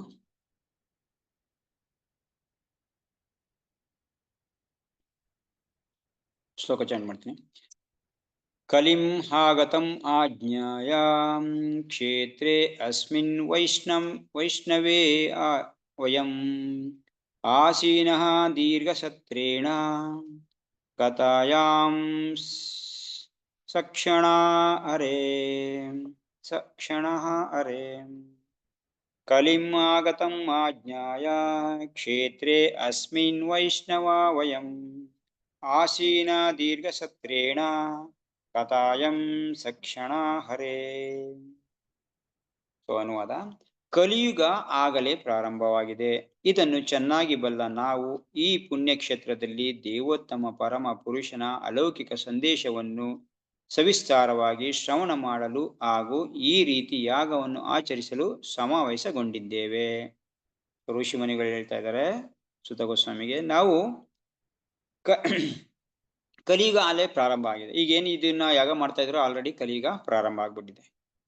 ಸೊ ಆ ಕಲಿಯುಗದ ಪ್ರಭಾವನ ತಡೆಯಕ್ಕೋಸ್ಕರನೇ ನಾವು ಯಾಗ ಮಾಡ್ತಾರೆ. ಅವ್ರು ಆಕ್ಚುಲಿ ಯಾಗ ಮಾಡ್ತಾ ಇರೋದು 1000 ವರ್ಷದ ಯಾಗ ಮಾಡ್ತಾ ಇರೋದು ಕಲಿಯುಗದ ಪ್ರಭಾವನ ತಡೆಯಕ್ಕೋಸ್ಕರ. ಅಂದ್ರೆ ಕಲಿಯುಗದ ಪ್ರಭಾವ ಬೇಗ ಆದ್ರೆ ನಾವು ಜಾಸ್ತಿ ಭಗವಂತಂದು ಧ್ಯಾನ ಮಾಡಕ್ಕಾಗೋದಿಲ್ಲ. ಕಲಿಯುಗ ಪ್ರವೇಶ ಆದ್ರೆ ಇದಾಗಲ್ಲ ಅಂದ್ಬಿಟ್ಟು ಏನ್ ಮಾಡ್ತಾ ಇದ್ರೆ ಕಲಿಯುಗನ ತಡೆಯಕ್ಕೋಸ್ಕರ ಅವ್ರು ಯಾಗ ಮಾಡ್ತಾ ಇರೋದು. ಇದು ಮುಂಚೆನೆ ಪ್ರಸ್ತಾಪ ಆಗಿದೆ. ಇದನ್ನು ಚೆನ್ನಾಗಿ ಬಲ್ಲವರಾಗಿದ್ರು ಯಾರು? ಏನು ಈ ನೈಮಿಷಾರಣ್ಯದ ಋಷಿಮುನಿಗಳು. ಕಲಿಯುಗ ಪ್ರಾರಂಭ ಆಗಿದೆ ಅನ್ನೋದನ್ನ ಚೆನ್ನಾಗಿ ಗೊತ್ತಿತ್ತು ಅವ್ರಿಗೆ. ಈ ಪುಣ್ಯಕ್ಷೇತ್ರ ನೋಡಿ, ಕಲಿಯುದು ನೈಮಿಷಾರಣ್ಯ ಒಂದು ಪುಣ್ಯಕ್ಷೇತ್ರ ಆಗಿತ್ತು, ಸಾಮಾನ್ಯ ಕ್ಷೇತ್ರ ಆಗಿರಲಿಲ್ಲ. ತುಂಬಾ ಆ ಕಾಲಕ್ಕೆ ಅದು ತುಂಬಾ ಪುಣ್ಯವಾಗಿರಂತ ಕ್ಷೇತ್ರ ಆಗಿತ್ತು. ಮತ್ತೆ ಅಲ್ಲಿ ದೇವೋತ್ತಮ ಪರಮ ಪುರುಷನ ಅಲೌಕಿಕ ಸಂದೇಶವನ್ನು ವಿಸ್ತಾರವಾಗಿ ಶ್ರವಣ ಮಾಡಲು ಅವ್ರು ಯಾಕೆ ಸಮಾವೇಶಗೊಂಡಿದ್ದಾರೆ? ದೇವೋತ್ತಮ ಪರಮ ಪುರುಷನ ಅಲೌಕಿಕ ಭಗವಂತಂದು ಸಂದೇಶ ಏನು ಅಲೌಕಿಕವಾಗಿರವು. ಇದು ಯಾವುದೋ ಲೌಕಿಕವಾಗಿರೋಂಥ ಸೋಂಕು ಇಲ್ದೇನಂಥದ್ದು ಅಲೌಕಿಕವಾಗಿರವು. ಈ ಅಲೌಕಿಕ ಸಂದೇಶನ ವಿಸ್ತಾರವಾಗಿ ಪೂರ್ಣವಾಗಿ ವಿಸ್ತಾರವಾಗಿ ಅವ್ರ ಬಗ್ಗೆ ತಿಳ್ಕೊಳಕ್ಕೋಸ್ಕರ. ಯಾಕೆಂದ್ರೆ ಕೃಷ್ಣ ಈಗ ತಾನೇ ಇದ್ ಮುಗಿಸೋಗಿದ್ದಾನೆ, ಅವತಾರ ಮುಗಿಸೋಗಿದ್ದಾನೆ. ಅದನ್ನ ಮತ್ತೆ ತಿರ್ಗಾ ವಿಸ್ತಾರವಾಗಿ ನಾವು ಚರ್ಚೆ ಮಾಡಕ್ಕೋಸ್ಕರ. ನೋಡಿ ಇಲ್ಲಿ ಆಕ್ಚುಲಿ ಈ ಋಷಿಮುನಿಗಳಿಗೆ ಇದು ಗೊತ್ತಿರ್ಲಿಲ್ವಾ? ಗೊತ್ತಿತ್ತು. ಮತ್ತೆ ಅವನ ಬಗ್ಗೆ ಸ್ಮರಣೆ ಮಾಡ್ಬೇಕು. ಕಲಿಯುಗನ ತಡೆಯೋಕ್ಕೋಸ್ಕರ ಒಂದೇ ದಾರಿ ಏನು? ಭಗವಂತಂದು ನಾಮ ಸಂಕೀರ್ತನೆ, ಭಗವಂತಂದು ಕತೆ. ಸೊ ಇದನ್ನ ತಡೆಯೋಕ್ಕೋಸ್ಕರ ನಾವೇನ್ ಮಾಡ್ತಾ ಇದ್ರಿ? ಯಾಗದ ಮುಖಾಂತರ ನಾವು ಯಾಗ ಮಾಡೋದು ಮತ್ತೆ ಭಗವಂತನ ಶ್ರವಣ ಮಾಡೋದು. ಸೊ ವಿಸ್ತಾರವಾಗಿ ನಾವು ಕೇಳಕ್ಕೆ ಕೂತಿದೀವಿ ಅಂತ ಅವನಿಂದ ಹೇಳ್ತಾ ಇದ್ದಾರೆ. ಶ್ರವಣ ಮಾಡಲು ಹಾಗೂ ಈ ರೀತಿ ಯಾಗವನ್ನು ಆಚರಿಸಲು ಅಂದ್ರೆ ಯಾಗ ಮಾಡೋದು ಮತ್ತೆ ಭಗವಂತನ ಕತೆ ಹೇಳೋದು, ಈ ರೀತಿ ಯಾಗ ಮಾಡಕ್ಕೆ ನಾವು ಸಮಾವೇಶಗೊಂಡಿದ್ದೇವೆ. ಅವ್ರ ಉದ್ದೇಶ ಹೇಳ್ತಾರೆ ಸುತ ಗೋಸ್ವಾಮಿಗೆ. ನಾವಿಲ್ಲಿ ಕಲಿಯುಗ ಪ್ರಾರಂಭ ಆಗಿದೆ. ಈ ಪ್ರಾರಂಭದ ಈ ಪುಣ್ಯಕ್ಷೇತ್ರದಲ್ಲಿ ನಾವು ಈಗ ಅಲೌಕಿಕ ಸಂದೇಶ, ಭಗವಂತನ ಅಲೌಕಿಕ ಸಂದೇಶನ ನಾವು ವಿಸ್ತಾರವಾಗಿ ಶ್ರವಣ ಮಾಡಕ್ಕೆ ಮತ್ತೆ ಆಚರಣೆ ಮಾಡಕ್ಕೆ ಅಂದ್ರೆ ಯಾಗ ಮಾಡಕ್ಕೋಸ್ಕರ ನಾವು ಇಲ್ಲಿ ಸಮಾವೇಶಗೊಂಡಿದ್ದೇವೆ. ಎಲ್ಲಿ? ನೈಮಿಷಾರಣ್ಯದಲ್ಲಿ ಸಮಾವೇಶಗೊಂಡಿದ್ದೇವೆ ಅಂತ ಎಲ್ಲಾ ಋಷಿಮುನಿಗಳು ಸುತ ಗೋಸ್ವಾಮಿಗೆಲ್ಲ ಕೇಳ್ಕೊತಾ ಇದ್ದಾರೆ. ಸೊ ನೋಡಿ, ಬರೀ ಸುತ ಗೋಸ್ವಾಮಿಗಳು ಋಷಿಮುನಿಗಳು ಇದ್ ಮಾಡೋದೇ ಆಗಿದೆ. ಇನ್ನೆರಡು ಶ್ಲೋಕ ಇದೆ ಆಯ್ತಾ. ಸೊ ಇನ್ನು ಸುತ ಗೋಸ್ವಾಮಿ ಮಾಡ್ತಾ ಇರ್ತಲ್ಲ, ಬರೀ ಋಷಿಮುನಿಗಳು ಪ್ರಶ್ನೆ ಮಾಡೋದಾಗಿದೆ. ಇನ್ನು 5 ಪ್ರಶ್ನೆ ಆಗಿದೆ. ಓಕೆ, ಸೊ ಈ ತರ ಅಲೌಕಿಕ ಸಂದೇಶನ ಕೇಳಕ್ಕೋಸ್ಕರ, ಭಗವಂತನ ಸಂದೇಶ ಕೇಳೋಕ್ಕೋಸ್ಕರ ನಾವು ಸಮಾವೇಶಗೊಂಡಿದ್ದೇವೆ ಅಂತ ಹೇಳ್ತಾರೆ, ಅದು ಭಾವಾರ್ಥದಲ್ಲಿ. ಸೊ ಈ ಕಲಿಯುಗದ ಬಗ್ಗೆ ವರ್ಣನೆ ಮಾಡ್ತಾರೆ ಪ್ರಭುಪಾದು. ಶ್ರೀವರ್ಣ ಯೋಗವಾದ ಸತ್ಯಯುಗದಂತೆ ಅಥವಾ ರಜತ ಮತ್ತು ತಾಮ್ರಯುಗಗಳಾದ ತ್ರೇತ ಮತ್ತು ದ್ವಾಪರ ಯುಗಗಳಂತೆ ಕಲಿಯುಗವು ಆತ್ಮ ಸಾಕ್ಷಾತ್ಕಾರಕ್ಕೆ ಎಳ್ಳಷ್ಟು ಸೂಕ್ತವಾದದ್ದಲ್ಲ. ಸತ್ಯಯುಗದಲ್ಲಿ ಜನತೆ 1 ಲಕ್ಷ, ಇಲ್ಲಿ 4 ಯುಗ, 4 ಯುಗಕ್ಕೂ 4 ಇದು ಕೊಟ್ಟಿದ್ದಾರೆ, ನಮ್ದು ಮೆಟಲ್ದು ಇದು ಕೊಟ್ಟಿದ್ದಾರೆ. ಸುವರ್ಣ ಯುಗ, ಸತ್ಯಯುಗ, ಸತ್ಯಯುಗನ ಸುವರ್ಣ ಯುಗ ಅಂತಾರೆ. ಯಾಕೆಂದ್ರೆ ಅಲ್ಲಿ ಎಲ್ಲ ಸುವರ್ಣ ತರನೇ ನಡೀತಾ ಇತ್ತು. ಸತ್ಯ ಅನ್ನೋದು ತುಂಬಾ ಜಾಸ್ತಿ 99% ಸತ್ಯ ಇತ್ತು, ಅಸತ್ಯ ಅನ್ನೋದು ಹುಡುಕೋಬೇಕಾಯ್ತು ಸತ್ಯಯುಗದಲ್ಲಿ, ಆ ತರ ಯುಗ ಆಗಿತ್ತು. ಸೊ ಅದು ಸತ್ಯಯುಗ. ಎರಡನೇದು ರಜತ ಯುಗ, ಬೆಳ್ಳಿದು, ಅಂದ್ರೆ ಚಿನ್ನಕ್ಕಿಂತ ಬೆಳ್ಳಿ ಕಡಿಮೆ ತಾನೆ, ಅದೇ ತರ ತ್ರೇತಾಯುಗ ಬಂದ್ಬಿಟ್ಟು 2ನೇ ಯುಗ ಸತ್ಯಯುಗಕ್ಕಿಂತ ಕಡಿಮೆ ಆಯ್ತು. ಅಲ್ಲ ಅಸತ್ಯ ಮತ್ತೆ ಅಧರ್ಮ ಅನ್ನೋದು ಸ್ವಲ್ಪ ಸ್ವಲ್ಪ ಕಾಣಿಸ್ಕೊಂತು, ಮತ್ತೆ ಸತ್ಯ ಹೇಳೋರು ಕೂಡ ಕಡಿಮೆ ಆದ್ರು, ಅದಕ್ಕೆ ಅದು ರಜತ ಯುಗ ಆಯ್ತು. 2ನೇ ಯುಗ ತಾಮ್ರ ಯುಗ, ಆ ತಾಮ್ರ ರಜತಕ್ಕಿನ್ನ ಕಡಿಮೆ ಮೆಟಲ್ದು, ಅದಕ್ಕೆ ದ್ವಾಪರ ಯುಗ ಇನ್ನ ಕಡಿಮೆ ಆಯ್ತು. ಸೊ ಆ ಯುಗದಲ್ಲಿ ಮತ್ತೆ ಲಾಸ್ಟ್ ಅಲ್ಲಿ ಕಬ್ಬಿಣ ಯುಗ ಅಂತ ಹೇಳ್ತಾ ಇದ್ರೆ ಇದಕ್ಕೆ ಕಲಿಯುಗಕ್ಕೆ ಇನ್ನ ತುಂಬಾ ಕಡಿಮೆ ಆಯ್ತು. ಕಬ್ಬಿಣನ ನಾವು ಎಲ್ಲಾ ಕಡೆ ಇವು 3 ಯೂಸ್ ಮಾಡ್ದಂಗೆ ಮಾಡಕ್ ಆಗೋದಿಲ್ಲ, ಅದಕ್ಕೆ ಕಲಿಯುಗನ ಕಬ್ಬಿಣಕ್ಕೆ ಯೂಸ್ ಮಾಡಿದ್ರು, ಅದು ಹೋಲಿಕೆ ಕೊಟ್ರು. ಮತ್ತೆ ಯಾವ ಯುಗದಲ್ಲಿ ಯಾವ ತರ ಇದೆ ಅಂತ ಪ್ರಭುಪಾದ ಹೇಳ್ತಾರೆ. ಸತ್ಯಯುಗದಲ್ಲಿ ಜನತೆ 1 ಲಕ್ಷ ಬದುಕುತ್ತಿದ್ದರು. ಸತ್ಯಯುಗದಲ್ಲಿ ಜನತೆ ಎಷ್ಟು ವರ್ಷ ಇತ್ತು? ಅವ್ರಿಗೆ 1 ಲಕ್ಷ ಆಯುಸ್ಸಿತ್ತು ಸತ್ಯಯುಗದಲ್ಲಿ. ತ್ರೇತಾಯುಗದಲ್ಲಿ ಮತ್ತೆ ಆತ್ಮ ಸಾಕ್ಷಾತ್ಕಾರಕ್ಕಾಗಿ ಸುದೀರ್ಘ ಧ್ಯಾನವನ್ನು ಆಚರಿಸುತ್ತೆ. ಸತ್ಯಯುಗದಲ್ಲಿ ಎಷ್ಟು ಧ್ಯಾನ ಮಾಡಕ್ಕೋಸ್ಕರ ಪ್ರಸಕ್ತವಾಗಿತ್ತು, ಮತ್ತೆ 1000 ವರ್ಷ ಕುರಿತು ತಪಸ್ಸು ಮಾಡ್ತಾ ಇದ್ರು ಭಗವಂತನ ಪಡೆಯಕ್ಕೋಸ್ಕರ. ಧ್ಯಾನ ಮಾಡಿ ಭಗವಂತನ ಪಡೆಯೋದು, ಧ್ಯಾನದಿಂದ ಭಗವಂತನ ಪಡಿತಾ ಇದ್ರು ಧ್ಯಾನ ಮಾಡಿ, ಅದರಲ್ಲಿ ಸತ್ಯಯುಗದಲ್ಲಿ. ಅದೇ ತರ ವ್ಯವಸ್ಥೆ ಇತ್ತು, ವ್ಯವಸ್ಥೆನೂ ಕೂಡ ಇತ್ತು, ಅದೇ ತರ ಅವ್ರಿಗೆ ಶಾಂತ ರೀತಿ ಇತ್ತು, ತಪಸ್ ಮಾಡಕ್ಕೆ ಸರಿಗಿತ್ತು, ಮಾಡ್ತಾ ಇದ್ರು. ನೆಕ್ಸ್ಟ್ ಯುಗ ಏನಾಯ್ತು? ತ್ರೇತಾಯುಗದಲ್ಲಿ ಜೀವಿತಾವಧಿ 10,000 ವರ್ಷ ಆಯ್ತು. 1 ಲಕ್ಷದಿಂದ 10,000ಕ್ಕೆ ಬಂತು, ಅಂದ್ರೆ 1 ಕಡಿಮೆ ಆಯ್ತು, 90 ವರ್ಷ ಕಡಿಮೆ ಆಯ್ತು ಜೀವಿತ ಅವಧಿ. ಇದು ಒಬ್ಬ ವ್ಯಕ್ತಿ ಜೀವಿತ ಅವಧಿ 10,000ಕ್ಕೆ ಬಂತು ತ್ರೇತಾಯುಗದಲ್ಲಿ. ಅಲ್ಲಿ ಸ್ವಲ್ಪ ಎಲ್ಲ ಕಡಿಮೆ ಆಗಿದ್ರಿಂದ ತಪಸ್ ಮಾಡಕ್ ಆಗ್ಲಿಲ್ಲ ಜನಕ್ಕೆ, ಅದಕ್ಕೋಸ್ಕರ ಏನು ನಮ್ಮ ಇದ್ರಲ್ಲಿ ಏನಿಟ್ರು, ನೀವು ಯಜ್ಞ ಯಾಗಾದಿಗಳನ್ನ ಮಾಡಿ. ತಪಸ್ ಮಾಡಕ್ ಆಗೋದಿಲ್ಲ, ಯಜ್ಞ ಯಾಗಾದಿಗಳನ್ನ ಮಾಡಿ, ಹೋಮ ಹವನ ಯಜ್ಞ ಯಾಗಾದಿ ಮಾಡ್ತೀವಲ್ಲ ಅದನ್ನೇ ಮಾಡ್ಕೊಂಡು ಭಗವಂತಂದು ಧ್ಯಾನ ಮಾಡಿ ಭಗವಂತನ ಹೋಲಿಸ್ಕೊಂಡು ಆತ್ಮ ಸಾಕ್ಷಾತ್ಕಾರ ಮಾಡ್ಕೋಬೋದಾಯ್ತು 2ನೇ ಯುಗದಲ್ಲಿ, ತ್ರೇತಾಯುಗದಲ್ಲಿ. ಮತ್ತೆ ಅದಾದ್ಮೇಲೆ ದ್ವಾಪರ ಯುಗ 1,000 ವರ್ಷಕ್ಕೆ ಬಂತು, ಇನ್ನ 1 ಕಡಿಮೆ ಆಯ್ತು. 10,000 ಇದ್ದಿದ್ದು 1,000ಕ್ಕೆ ಬಂತು. ಇಲ್ಲಿ ಇನ್ನ ತುಂಬಾ ಕಡಿಮೆ ಆಗೋಯ್ತು, ಇನ್ನ ಅಧ್ವಾನ ಆಯ್ತು, ಅಧರ್ಮ ಅನ್ನೋದು ಸತ್ಯ ಅನ್ನೋದು ಎಲ್ಲ ಹೋಯ್ತು. ಅಲ್ಲಿ ಜೀವಿತಾವಧಿ 1,000ಕ್ಕೆ ಬಂತು, ಜನಗಳಿಗೆ ಯಜ್ಞಾಗಾದಿಗಳು ಮಾಡಕ್ ಆಗ್ಲಿಲ್ಲ, ಅದಕ್ಕೆ ವಿಗ್ರಹಾರಾಧನೆ ಮಾಡಿ ಅಂತ ಹೇಳಿದ್ರು. ನೀವು ವಿಗ್ರಹಾರಾಧನೆ ಮಾಡ್ಕೊಂಡು ಭಗವಂತನ ಪಡಿಬೋದು. ಅಂದ್ರೆ ವಿಗ್ರಹಾರಾಧನೆ ನಾವು ಮಾಡ್ತೀವಲ್ಲ, ಇದು ದೀಪ ಧೂಪ ಆರತಿ ಹವನ, ಇದು ಇಷ್ಟೇ ಅಲ್ಲ, ಸುಮಾರು 60 ಐಟಮ್ ಹೇಳ್ತಾರೆ, 60 ತರ ಭಗವಂತನ ಆರಾಧನೆ ಮಾಡ್ಬೇಕು, ಬೇರೆ ಎಲ್ಲಾ ತರದ್ದು ಅಷ್ಟು ಆರಾಧನೆ ಮಾಡಿ ಭಗವಂತನ ಉಳಿಸ್ಕೊಳ್ಳಕ್ಕೆ ಪ್ರಯತ್ನ ಮಾಡ್ಬೇಕು, ಆತ್ಮ ಸಾಕ್ಷಾತ್ಕಾರ ಮಾಡ್ಕೊಳ್ಳೋದು ಆ ತರ. ಸೊ ಅದು ವಿಗ್ರಹಾರಾಧನೆ ಆಗಿತ್ತು, ಅದು ದ್ವಾಪರಯುಗದಲ್ಲಿ ಇತ್ತು. ಆದ್ರೆ ಕಲಿಯುಗದಲ್ಲಿ ವಿಗ್ರಹಾರಾಧನೆ ಮಾಡಕ್ಕಾಗ್ಲಿಲ್ಲ ಜನಕ್ಕೆ, ಅಷ್ಟೊಂದು ಮಂದ ಆಗೋಯ್ತು, ಅದಕ್ಕೆ ಬೇಕಾದ್ರೆ ಸಲಕರಣೆ ಸಿಗ್ತಾ ಇರ್ಲಿಲ್ಲ. ಅದಕ್ಕೆ ಏನ್ ಮಾಡ್ತಾ ಇದ್ದು, ನೀವೇನು ಮಾಡ್ಬೇಡ್ರಪ್ಪ, ಜೀವಿತಾವಧಿ ಬರೀನು ಕಡಿಮೆನೆ, ನಿಮ್ಗೆ ಇದರಿಂದ ಆಗೋದಿಲ್ಲ, ನಿಮ್ ಬರೀ 100 ವರ್ಷ ಆಗ್ಬಿಟ್ಟಿದೆ ಆಯುಸ್ಸು, ನೀವು ಬರೀ ಭಗವಂತನ ನಾಮ ಹೇಳಿ ಸಾಕು. ಈ ನೋಡಿ, ಈ ಬೇರೆ 4 ಯುಗದಲ್ಲೂ ಕೂಡ ಇವೆಲ್ಲ ಮಾಡ್ತಾ ಇದ್ರು ಕೂಡ ಭಗವಂತನ ನಾಮನೇ ಇತ್ತು. ವಿಶಿಷ್ಟತೆ ಏನ್ ಗೊತ್ತಾ? ಕಲಿಯುಗದಲ್ಲಿ ಇಷ್ಟೊಂದು ಅಧ್ವಾನ ಯುಗ ಆಗಿದ್ರು ಕೂಡ ತುಂಬಾ ಒಳ್ಳೇದು ಅಂತಂದ್ರೆ, ಆ ಯುಗದಲ್ಲಿ ಅದ್ರ ಜೊತೆಗೆ ಭಗವಂತ ನಾಮ ಜಪ ಮಾಡ್ಬೇಕಿತ್ತು. ಧ್ಯಾನ ಮಾಡ್ಬೇಕಾದ್ರೆ ಒಳಗಡೆ ಏನ್ ಮಾಡ್ತಾ ಇದ್ರು, ಭಗವಂತ ನಾಮನ ಹೇಳ್ತಾ ಇದ್ರು. ಓಂ ನಮೋ ಭಗವತೆ ವಾಸುದೇವ, ಧ್ರುವ ಮಹಾರಾಜ್ ಮಾಡ್ದಂಗೆ ಬೇರೆಯವ್ರು ಮಾಡ್ದಂಗೆ ಹೇಳ್ತಿದ್ರು, ನಾಮನೇ ಇತ್ತು, ಬಟ್ ಜೊತೆಗೆ ಧ್ಯಾನ ಮಾಡ್ಬೇಕಿತ್ತು.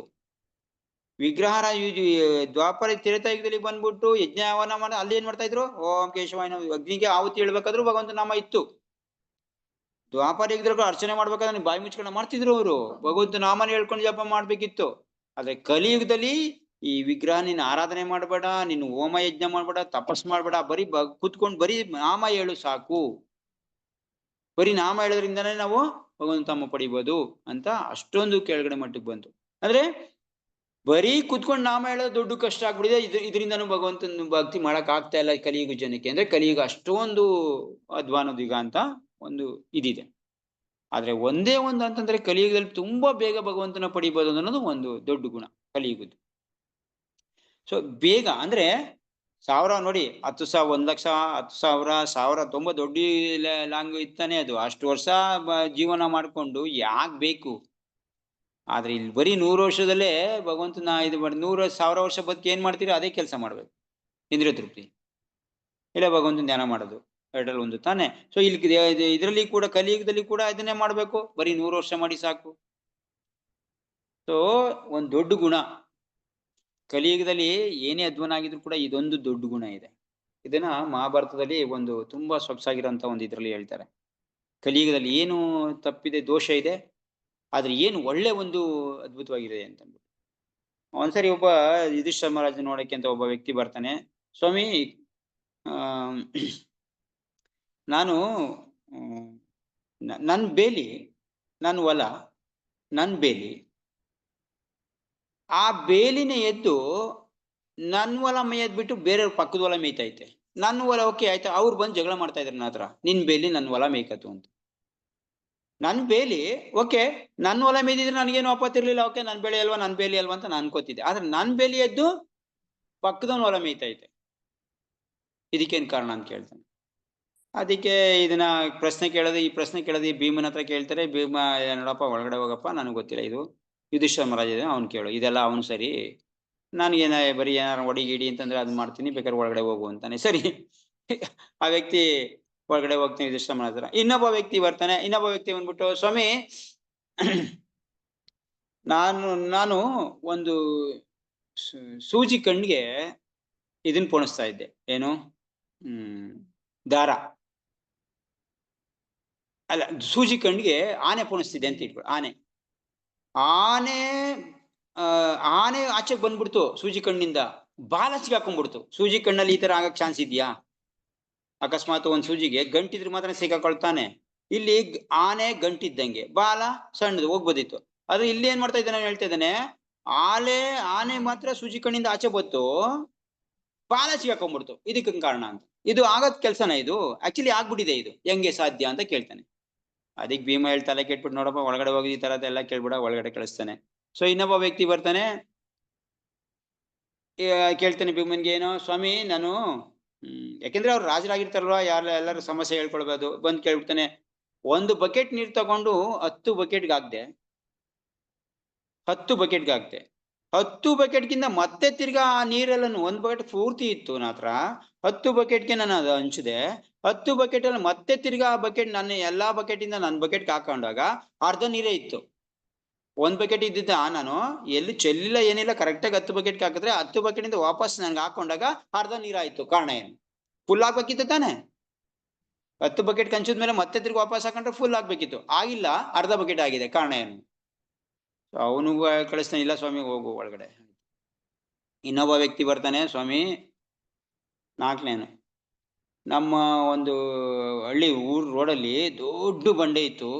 ದೊಡ್ಡ ಬಂಡೆ ಇದ್ದು ರೋಡ್ ಮಧ್ಯೆ ಬಂದ್ಬಿಟ್ಟಿತ್ತದು. ಆ ರೋಡ್ ಮಧ್ಯದಿಂದ ಸರ್ಸಕ್ಕೆ ಅನ್ಬಿಟ್ಟು ತುಂಬಾ ಜನ ಪ್ರಯತ್ನ ಮಾಡ್ತಾ ಇದ್ವಿ. ಏನೇ ಮಾಡಿದ್ರು ಕೂಡ, ಪ್ರಯತ್ನ ಮಾಡ್ತಾ ಇದ್ರು ಕೂಡ ಅದನ್ನ ಸರ್ಸಕ್ಕಾಗ್ಲಿಲ್ಲ, ಆಚೆಗೆ ತರಕ್ಕಾಗ್ಲಿಲ್ಲ. ಆದ್ರೆ ಒಬ್ಬ ಸಾಧು ಬಂದ್ಬಿಟ್ಟು ಏನ್ ಮಾಡ್ದ, ತನ್ನ ಚಾದರ್, ವಸ್ತ್ರ ಇರುತ್ತಲ್ಲ, ಆ ವಸ್ತ್ರದಲ್ಲಿ ಒಂದು ದಾರ ಎಳ್ಕೊಂಡು, ಚಾದರಿಂದನೂ ಅಲ್ಲ, ಒಂದೇ ಒಂದು ನೂಲ್ ಎಳ್ಕೊಂಡು ಆ ಚಾದರಿಂದ, ಆ ಚಾದರ್ ನೂಲಿಂದ ಸುಮ್ನೆ ಹಿಂಗ್ ಅಂದ್ಬಿಟ್ಟು ಗಾಳಿ ಬೀಸ್ಬಿಟ್ಟು ಆ ಬಂಡೆನ ಸರಿಸ್ಬಿಟ್ಟ. ನಾವು ಅಷ್ಟು ಜನ ಪ್ರಯತ್ನ ಮಾಡಿದ್ರು ಆ ಬಂಡೆನ ಸರಿಸಕ್ ಆಗದೆ ಇರೋರು, ಒಬ್ಬ ಸಾಧು ಬಂದ್ಬಿಟ್ಟು ಸುಮ್ನೆ ಹಿಂಗೆ ಚರ್ಸ್ಬಿಟ್ಟ, ಇದಕ್ಕೇನ್ ಕಾರಣ ಅಂತ ಕೇಳ್ತಾರೆ. ಸೊ ಇದಕ್ಕೆಲ್ಲ ಯುಧಿಷ್ಠಿರ ಮಹಾರಾಜ ಸರಿ ಅನ್ಬಿಟ್ಟು ಯುಧಿಷ್ಠಿರ ಮಹಾರಾಜ ಕಳಿಸ್ತಾರೆ. ಯುಧಿಷ್ಠಿರ ಮಹಾರಾಜ ಹೇಳ್ತಾರೆ, ನೋಡಿ ನೀವೇನ್ ಹೇಳ್ತಾ ಇದ್ರ 4 ಜನ, ಇದು 4 ಜನದ್ದು ಕಲಿಯುಗದ ಲಕ್ಷಣ. ನಾವೇನಿದೀವಿ ಕಲಿಯುಗದ ಲಕ್ಷಣ. ಏನ್ ಲಕ್ಷಣ? ಯಾಕೆ ಈ ಸ್ಟೋರಿ ಹೇಳ್ತಾ ಇದ್ದೀನಿ ಅಂತ ತುಂಬಾ ಮಹತ್ವ. ನಾವು ಕಲಿಯುಗಕ್ಕೆ ಎಷ್ಟು ಅಧ್ವಾನ ಇದೆ, ಎಷ್ಟು ಒಳ್ಳೇದಿದೆ ಅನ್ನೋದು ಹೇಳೋದಕ್ಕೂ ಕೂಡ. ಅಧ್ವಾನದ ತರಕ್ಕಿನ್ನ ಒಳ್ಳೇದು ಯಾವ ತರ ಇದೆ ಅಂತ. ಮೊದಲನೇ ವ್ಯಕ್ತಿದೇನು, ಇದು ಏನು, ಬೇಲಿ ಹೊಲ ತಾನೆ. ಕಲಿಯುಗದಲ್ಲಿ ಜನ ನನ್ನ ಹತ್ರ ಏನಿದೆ ಅಂತ ನೋಡ್ಕೊಳ್ಳೋದಕ್ಕಿಂತ ಪಕ್ಕದವ್ರ ಹತ್ರ ಏನಿದೆ ಅಂತ ನೋಡ್ಕೊಳ್ಳೋದು ಜಾಸ್ತಿ. ಪಂಕ್ತಿಲಿ ಕೂತಿರ್ತೀರಿ ಪ್ರಸಾದಕ್ಕೆ ಅನ್ಬಿಟ್ಟು, ನನ್ ತಟ್ಟಲ್ಲಿ ಏನ್ ಬೀಳ್ತು ಅಂತ ನನ್ಗೆ ಇದಿಲ್ಲ, ಪಕ್ಕದಲ್ಲಿ ತಟ್ಟಲ್ಲಿ ಏನ್ ಬೀಳ್ತು ಅಂತ ಆ ಕಡೆ ಈ ಕಡೆ ಕಣ್ಣಾಡಿಸ್ತೀವಿ. ಅಯ್ಯೋ ಅಲ್ಗ ಅವ್ನಿಗೆ ಇಷ್ಟು ಬಿದ್ದೋಗಿದೆ, ಇವ್ನಿಗೆ ಇಷ್ಟು ಬಿದ್ದೋಗಿದೆ, ನಮ್ಮ ಫೇವ್ರೇಟ್ ವಸ್ತು ಏನಾರು ಅವ್ನಿಗೆ ಜಾಸ್ತಿ ಬಿದ್ದೋಗಿದ್ರೆ ನಮ್ಗೆ ಕೊರಗು. ಪಾಪ ನನ್ನ ತಟ್ಟೆಲಿ ಇದೆ ಅಲ್ಪ ಸ್ವಲ್ಪನಾದ್ರೂ ಇದ್ರ ಬಗ್ಗೆ ನನ್ ಜ್ಞಾನ ಇಲ್ಲ, ಪಕ್ಕದವನ ಬಗ್ಗೆ ಜ್ಞಾನ ನನ್ಗೆ. ಈ ಕಲಿಗೂ ದೋಷ ಇದು. ನಮ್ಮ ಹತ್ರ ಇರೋಂಥ ವಸ್ತುಗಳಿಗೆ ಚಿಂತನೆ ಮಾಡೋದ್ ಬಿಟ್ಟು ನಾವು ಬೇರೆಯವ್ರ ಹತ್ರ ಏನಿದೆ ಅನ್ನೋದನ್ನೇ ನಮ್ಗೆ ಕಾತರ ಜಾಸ್ತಿ. ಈ ಕಲಿಯುಗದ ಲಕ್ಷಣ, ಅವಲಕ್ಷಣ. ತೃಪ್ತಿ ಇಲ್ಲ ನಮ್ಗೆ ನಮ್ಮ ಹತ್ರ ಇರೋದ್ರಲ್ಲಿ, ಬೇರೆಯವ್ರ ಹತ್ರ ವಸ್ತು ಇರೋದ್ರಲ್ಲೇ ತೃಪ್ತಿ. ಅದು ನಮ್ಗೆ ಬೇಕಾಯ್ತು ಅನ್ನೋದ್ರಲ್ಲಿ. ನನ್ನ ಹತ್ರ ಒಂದು ಫೋನ್ ಇದೆ, ಇಸಾಕಾಗಲ್ಲ, ಇಲ್ಲ ಅಯ್ಯೋ ಅವನ ಹತ್ರ ಇಷ್ಟೊಂದು ದೊಡ್ಡದಿದೆ ಅನ್ನೋದು. ಇದು ಕೆಲಸ ಮಾಡ್ತಾ ಇದ್ದಾನೆ ಅದ್ರದ್ನೇ, ಇಲ್ಲ ನನ್ಗೆ ಅದ್ ಬೇಕಿತ್ತು ಅನ್ನೋದು. ಸೊ ಈ ತರ ನಮ್ಗೆ ಕಲಿಯುಗದ ಲಕ್ಷಣ ಇದು ಒಂದೇದು. ಎರಡನೇದು ಇದನ್ನ ಹೇಳಿದೀನಿ, ಸ್ವಲ್ಪ ಎಲ್ಲರಿಗೂ ಗೊತ್ತಿರೋದು. ಆನೆ ಇದ್ರಲ್ಲಿ ಬಾಲ ಸಿಗಾಕೊಂಡ್ಬಿಡ್ತು, ಆನೆ ಆಚೆ ಬಂದ್ಬಿಡ್ತು. ಕಲಿಯುಗದ ಜನ ಯಾವ ತರ ಇದ್ದಾರೆ ಅಂತಂದ್ರೆ, ಅವ್ರಿಗೋಸ್ಕರ ಬೇಕಾದ್ರೆ ಏನ್ ಬೇಕಾದ್ರೆ ಖರ್ಚು ಮಾಡ್ತಾರೆ. ನೋಡಿ ಇವತ್ತು ಮದ್ವೆ ಮುಂಜಿ ಹಾಕಿರ್ತಾರೆ, ಏನ್ ಲೈಟ್ಗಳು ಹಾಕಿರ್ತಾರೆ. ಯಾವತ್ತಾದ್ರೂ ನಮ್ ಕೃಷ್ಣ ಭಕ್ತಿಲಿ ನಮ್ಮ ಜನ್ಮಾಷ್ಟಮಿಗೆ ಯಾವ ತರ ಲೈಟ್ ಹಾಕಿದೀವ? ಒಂದೆರಡು ಲೈಟ್ ಅಲ್ಲ ಇಲ್ಲ ಮಣ್ಕ ಅಂತ ಇರ್ತವೆ, ಕತ್ಲೆ ಪತ್ಲೆ ಇರುತ್ತೆ, ಅದ್ರಲ್ಲಿ ಜನ್ಮಾಷ್ಟಮಿ ಮಾಡ್ತೀವಿ. ಆದ್ರೆ ನಮ್ಮ ಮದ್ವೆಗಳಿಗೆ ನೋಡಿ, ನಮ್ಮ ಮಗಳು ಮಗನೋ ಮದುವೆ ಮಗನ ಎಲ್ಲಿ ಏನು ಅರಮನೆ ಇದ್ದಂಗೆ ಇರುತ್ತ್ರಿ. ಅರೆ ಏನಪ್ಪ ಇಷ್ಟು ಚೆನ್ನಾಗ್ ಮಾಡ್ತಾರ ಮದ್ವೆನ? ನಮ್ಗೊಂದೊಂದ್ಸರಿ ನೋಡೇ ಇರಲ್ಲ, ನೋಡ್ಬಿಟ್ರೆ ಅರಮನೆ ಕಂಡಂಗ್ ಕಾಣಿಸ್ತಾ ಇರುತ್ತೆ ಆಚೆ ರಾತ್ರಿ ಹೊತ್ತು ಹೋಯ್ತಾ ಇದ್ರೆ. ಅರಮನೆಯಲ್ಲೂ, ಮೈಸೂರು ಅರಮನೆಯಲ್ಲೂ ಆ ತರ ಲೈಟ್ ಹಾಕಿರಲ್ಲ, ಆ ತರ ಮಾಡಿರ್ತಾರ ಲೈಟ್. ಎಲ್ಲಿಂದ ಬತ್ರಿ ದುಡ್ಡು? ಜನ್ಮಾಷ್ಟಮಿಗೆ ಕೇಳ್ರಪ್ಪ ನೋಡೋಣ. ಅಂದ್ರೆ ನಮ್ಗೋಸ್ಕರ ಆದ್ರೆ ಬೇಕಾದ್ರೆ ಕೋಟಿ ಲಕ್ಷಕ್ಕೆ ಬೇಕಾದ್ರೆ ಖರ್ಚು ಮಾಡ್ಬಿಡ್ತೀವಿ. ಆದ್ರೆ ಭಗವಂತನ ವಿಚಾರಕ್ಕೆ ಅನ್ನಿ ದುಡ್ಡು ಜೋಬಕ್ಕೆ ಕೈ ಹಾಕ್ಬಿಟ್ಟು ಒಳಗಡೆ ಯಾವ್ದು ಸಣ್ಣ ನೋಟೋ ಚಂಡ್ರನೋ ಪಲ್ರನೋ ಇದ್ರೆ ಎತ್ಕೊಡೋ ಲೆವೆಲ್ ಅಲ್ಲಿ ಇರ್ತೀವಿ. ಅಂದ್ರೆ ಭಗವಂತನ ವಿಷಯಕ್ಕೆ ಅಂದ್ರೆ ತುಂಬಾ ಕಡಿಮೆ, ಇಲ್ವೇ ಇಲ್ಲ ಆಲ್ಮೋಸ್ಟ್. ಆದ್ರೆ ಅವ್ರಿಗೇನಿ ಹೆಂಗ್ ಬೇಕಾದ್ರೆ ಖರ್ಚು ಮಾಡ. ಅಂದ್ರೆ ಆನೆನೆ ಬಂದ್ಬಿಟ್ಟಿದೆ ಆಚೆಗೆ, ಆದ್ರೆ ಬಾಲ ಸಿಗಾಕೊಂಡಿದ್ರೆ ಅರ್ಥ ಇದೆ. ನಮಗೋಸ್ಕರ ಆದ್ರೆ ಎಷ್ಟು ಬೇಕಾದ್ರೆ ಖರ್ಚು ಮಾಡ್ತೀವಿ, ಆದ್ರೆ ಬೇರೆಯವ್ರಿಗೋಸ್ಕರ ಭಗವಂತನಿಗೋಸ್ಕರ ಅಂತಾನೆ ಕೈಯೇ ಬರಲ್ಲ, ಎಲ್ಲ ಒಳಗಡೆ ಸ್ಟ್ರಕ್ ಆಗ್ಬಿಡುತ್ತೆ. ಆತರ ಇದು ಕಲಿಯುಗದ 2ನೇ ಲಕ್ಷಣ. 3ನೇ ಲಕ್ಷಣ, 10 ಬಕೆಟ್ಗೆ ನೀರ್ ಹಾಕಿದ್ವಿ, ವಾಪಸ್ ಬಂದಿದ್ದು ಅರ್ಧನೇ. ಕಲಿಯುಗದಲ್ಲಿ ಯಾರಿಗಾರ ನೀವು 10 ರೂಪಾಯಿ ಕೊಡಿ, ವಾಪಸ್ ಬರೋದೆಷ್ಟು? 5 ರೂಪಾಯಿ, 10 ರೂಪಾಯಿ ಬರೋದಿಲ್ಲ. ಇದು ಕಲಿಯುಗದ ಲಕ್ಷಣ. ನೀವು ಕೊಟ್ಟಿದ್ದಷ್ಟೇ, ವಾಪಸ್ ಬರೋದು ನಿಮ್ಗೆ ಅರ್ಧನೇ. ಏನ್ ಮಾಡಕ್ಕಾಗಲ್ಲ, ಇದು ಲಕ್ಷಣ ಅಷ್ಟೇ. ನೀವು ಈ ಲಕ್ಷಣನ ಚೇಂಜ್ ಮಾಡಕ್ ಆಗೋದಿಲ್ಲ. ಅದ್ರದ್ದು ಆಲ್ರೆಡಿ ಸೀಲು ಮುದ್ರೆ ಎಲ್ಲ ಆಗ್ಬಿಟ್ಟಿದೆ, ಅದಕ್ಕೆ ಇದೇ ತರ ಇರೋದು. ಆದ್ರೆ ಇದು 5 ರೂಪಾಯಿ ಅಂತಂದ್ರೆ ಜನ ಕೊಡಲ್ಲ ನಿನಗೆ ಅಂತ ಅರ್ಥ. ನಿಮ್ಗೆ ಕೊಡಲ್ಲ ಜನ. ನೀವೇನಾರ ಯಾರಿಗಾರ ಒಂದು ಒಳ್ಳೆ ಕೆಲಸ, ಬರೀ ದುಡ್ಡು ಅಂತಲ್ಲ ಇಲ್ಲಿ, ಯಾರಿಗಾರ ಒಳ್ಳೆ ಕೆಲಸ ಮಾಡಿದ್ರೆ ಅವ್ರು ನಿಮ್ಗೆ ಎಷ್ಟು ಮಾಡ್ತಾರೆ? ಅರ್ಧನೇ ಮಾಡೋದು ನಿಮ್ಗೆ. ಮಾಡ್ಬೇಕಾಗಿದ್ದು ಎಷ್ಟು ಆಕ್ಚುಲಿ? ನಮ್ಗಿನ್ ನಾವೆಷ್ಟು ಮಾಡ್ತೀವಿ ಅದಕ್ಕಿಂತ ಜಾಸ್ತಿ ಮಾಡ್ಬೇಕಿತ್ತು. ಹೌದಪ್ಪ, ಇವ್ರಪ್ಪ ನಮ್ ಕಷ್ಟ ಕಾಲದಲ್ಲಿ ಏನೋ ಮಾಡಿದ್ರು ಇರಪ್ಪ ಅನ್ಬಿಟ್ಟು ಜಾಸ್ತಿ ಮಾಡ್ಬೇಕಿತ್ತು. ಹಂಗ್ ಮಾಡಲ್ಲ ಈ ಕಲಿಯುಗದಲ್ಲಿ. ನಾವೇನ್ ಮಾಡ್ತೀವಿ ಅದಕ್ಕೆ, ನೀನ್ ಮಾಡಿದೆ ತಾನೇ, ಓಕೆ ತಗೋ ಅಷ್ಟ ಅರ್ಧ. ಅಂದ್ರೆ ಸಹಾಯ ಮಾಡೋದು ಸ್ವಲ್ಪ ಮಾಡ್ತಾರೆ ಅಂತ ಅಷ್ಟೇ, ಪೂರ್ತಿ ಆಗಲ್ಲ ಅಂತ. ಸೊ ಇದ್ರ ಮಧ್ಯ ಇದಕ್ಕಿನ್ನ ಏನು ಒಳ್ಳೆ ಮಹದ್ಗುಣ ಏನು ಕಲಿಯುಗದ್ದು? ಅದ್ಭುತವಾಗಿರೋ ಮಹದ್ಗುಣ ಅಂತಂದ್ರೆ, ಇದೇನು ಕಲ್ಲು ಬಂಡೆ ಮಧ್ಯೆ ರೋಡ್ ಸಿಗಾಕೊಂಡಿತ್ತು, ಒಬ್ಬ ಸಾಧು ಬಂದ್ ಹಿಂಗಂದ ಅಂದ್ರೆ, ಯಾವ ಯುಗದಲ್ಲೂ ಆಗದಿರೋಂಥ ಕೆಲಸ ಬರೀ ಹರಿನಾಮ ಜಪ ಮಾಡಿದ್ರೆ ಈ ಯುಗದಲ್ಲಿ ಆಗ್ತಾ ಇದೆ ಅಂತಂದ್ರೆ, ಕಲಿಯುಗದಲ್ಲಿ ಬಂಡೆನ ಒಬ್ಬ ವ್ಯಕ್ತಿಗೆ ಸರಿಸ್ತಾ ಇದ್ದಾನೆ ಅಂತಂದ್ರೆ, ಅಂದ್ರೆ ಎಲ್ಲಾರು ತುಂಬಾ ಶ್ರಮ ಆಗ್ತಾ ಇದ್ದಾರೆ, ಅವ್ರ ಕೈಲಿ ಏನು ಆಗ್ತಾ ಇಲ್ಲ.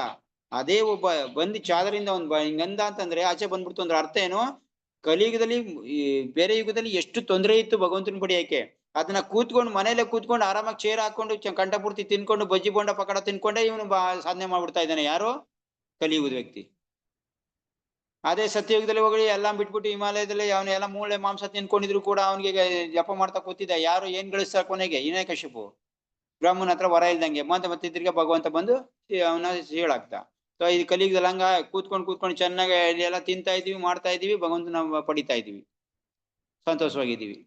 ಇದಕ್ಕಿನ ಒಳ್ಳೆ ಯುಗ ಯಾವ್ದಿದೆ ನಿಜ ನೋಡಿದ್ರೆ? ಅದಕ್ಕೆ ಇಷ್ಟೆಲ್ಲ ಅವಗುಣ ಇದ್ರು ಕೂಡ ಕಲಿಯುಗ ಏನಾಗಿದೆ ನೋಡಿ. ಕಲಿಯುಗದಲ್ಲಿ ನಮ್ಮ ಪ್ರಕಾರ ಸ್ವಲ್ಪ ಈ ತರ ಎಲ್ಲ ಇಲ್ಲಿ ಸ್ಪೆಸಿಲಿಟಿ. ಇವತ್ತು ಮನೇಲಿ ಕೂತ್ಕೊಂಡು ಆರಾಮಾಗಿ ಭಗವಂತನ ಕತೆ ಕೇಳ್ತಾ ಇದೀವಿ ನಿಜ ನೋಡಿದ್ರೆ. ಅವತ್ತೆಲ್ಲ ಹಿಂಗಾಗ್ತಾ ಹಿಮಾಲಯ ಪರ್ವತಕ್ಕೂ ಅಲ್ಲ ಇಲ್ಲ ಹೋಗ್ಬಿಟ್ಟು ಚಳಿ ನಡಿಕೊಂಡು ಭಗವಂತನ ಕತೆ ಕೇಳ್ಬೇಕಾಯ್ತು, ಆ ಕಡೆ ಈ ಕಡೆ ಉಪವಾಸ ಮಾಡ್ಬೇಕಾಯ್ತು. ಇವತ್ತು ನೋಡಿ ಚೆನ್ನಾಗಿ ಕಂಠಪೂರ್ತಿ ತಿಂದಿದೀವಿ, ಭಗವಂತ ನಾಮ ಕೇಳ್ತಾ ಇದೀವಿ. ಇದಕ್ಕಿನ ಎಲ್ಲಪ್ಪ ಹಂಗಪ್ಪ ಇದೆ ಯಾವ್ದಿದೆ ಒಳ್ಳೇದು? ಇದಕ್ಕೂ ಕೂಡ ಸ್ವಲ್ಪ ನಮ್ಗೆ ಆಲಸ್ಯ, ನಿದ್ದೆ, ಅದಂತೆ ಇದಂತೆ. ಸೊ ಪ್ರಾಬ್ಲಮ್ ಇದೆ ಆಗಿರೋದು. ಸೊ ಎಲ್ಲ ಹೇಳ್ತಿರೋದು ಏನು, ಕಲಿಯುಗದಲ್ಲಿ ಎಷ್ಟು ಒಳ್ಳೆ ತರ ಇದೆ ಅಂದ್ರೆ ಅಧ್ವಾನನೇ, ತುಂಬಾ ಅಧ್ವಾನ ಇದೆ, 90% ಇದೆ. ಆದ್ರೆ ತುಂಬಾ ಬೇಗನೂ ಕೂಡ ಬೇಕಾದ್ರೆ ನಾವು ಭಗವಂತನ ಪಡೆಯೋಕೆ ಕಲಿಯುಗದಲ್ಲಿ ವ್ಯವಸ್ಥೆ ಇದೆ. ಸೊ ಇದು ಕಲಿಯುಗದ ಮಹತ್ವ. ಸೊ ಈ ಕಲಿಯುಗದ ಮಹತ್ವನ ತಿಳ್ಕೊಂಡು ಯಾರು ಇದನ್ನ ಯೂಸ್ ಮಾಡ್ಕೋತಾರೆ ಅವನು ನಿಜವಾದ ಬುದ್ಧಿವಂತ.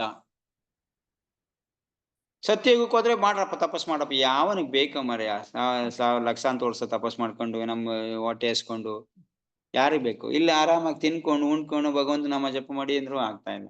ಸೊ ಈ ಕಲಿಯುಗದಲ್ಲಿ ಅಷ್ಟೇ ದೋಷ ಇದ್ರು ಕೂಡ ಅಷ್ಟೇ ಒಳ್ಳೆ ಮಾರ್ಗ ಇದೆ ಅನ್ನೋದಕ್ಕೆ ಹೇಳ್ತಾ ಇರೋದು. ಈ ಕಲಿಯುಗದಲ್ಲಿ ಜೀವಿತದ ಅವಧಿ 100 ವರ್ಷ ಸಾಕು, ಅಷ್ಟು ಬೇಡ. ಸೊ ಒಂದ್ 50 ವರ್ಷ ಇದ್ರೆ ಒಳ್ಳೆ ಭಗವಂತ ನಾಮ ಜಪ ಮಾಡಿದ್ರೆ ಸಾಕಾಗಿದೆ.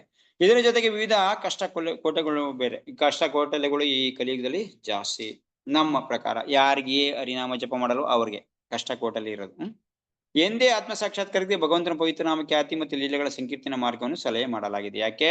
ಇಷ್ಟೊಂದೆಲ್ಲ ಅವಗುಣ ಇದೆ, ಅದಕ್ಕೆ ನೀವು ಇದೆಲ್ಲ ಮಾಡಕ್ಕಾಗೋದಿಲ್ಲ. ಸೊ ಬರೀ ಹರಿನಾಮ ಜಪ ಮಾಡಿ, ಭಗವಂತ ನಾಮ ಜಪ ಮಾಡಿ ಅಂತ ಕಲಿಯುಗಕ್ಕೆ ಕೊಟ್ಟಿದೆ.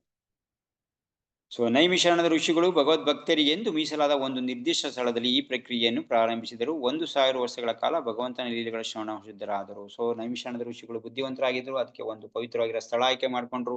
ಈ ಕಲಿಯುಗನ ತಡೆಯಕ್ಕೋಸ್ಕರ ಈ ಪ್ರಕ್ರಿಯೆನ, ಯಾಗದ ಪ್ರಕ್ರಿಯೆನ 1000 ವರ್ಷ ಮಾಡಕ್ಕೆ ತಪಸ್ ಮಾಡಿದ್ರು. ನೋಡಿ ಅವ್ರದ್ದು ಎಷ್ಟು ದೊಡ್ಡ ಹಂಗಾದ್ರೆ 1000 ವರ್ಷ ಅವರು ಬದುಕಿರ್ತಿದ್ರ ಅಂತ ಪ್ರಶ್ನೆ ಬರುತ್ತೆ ಒಬ್ಬ ವ್ಯಕ್ತಿ.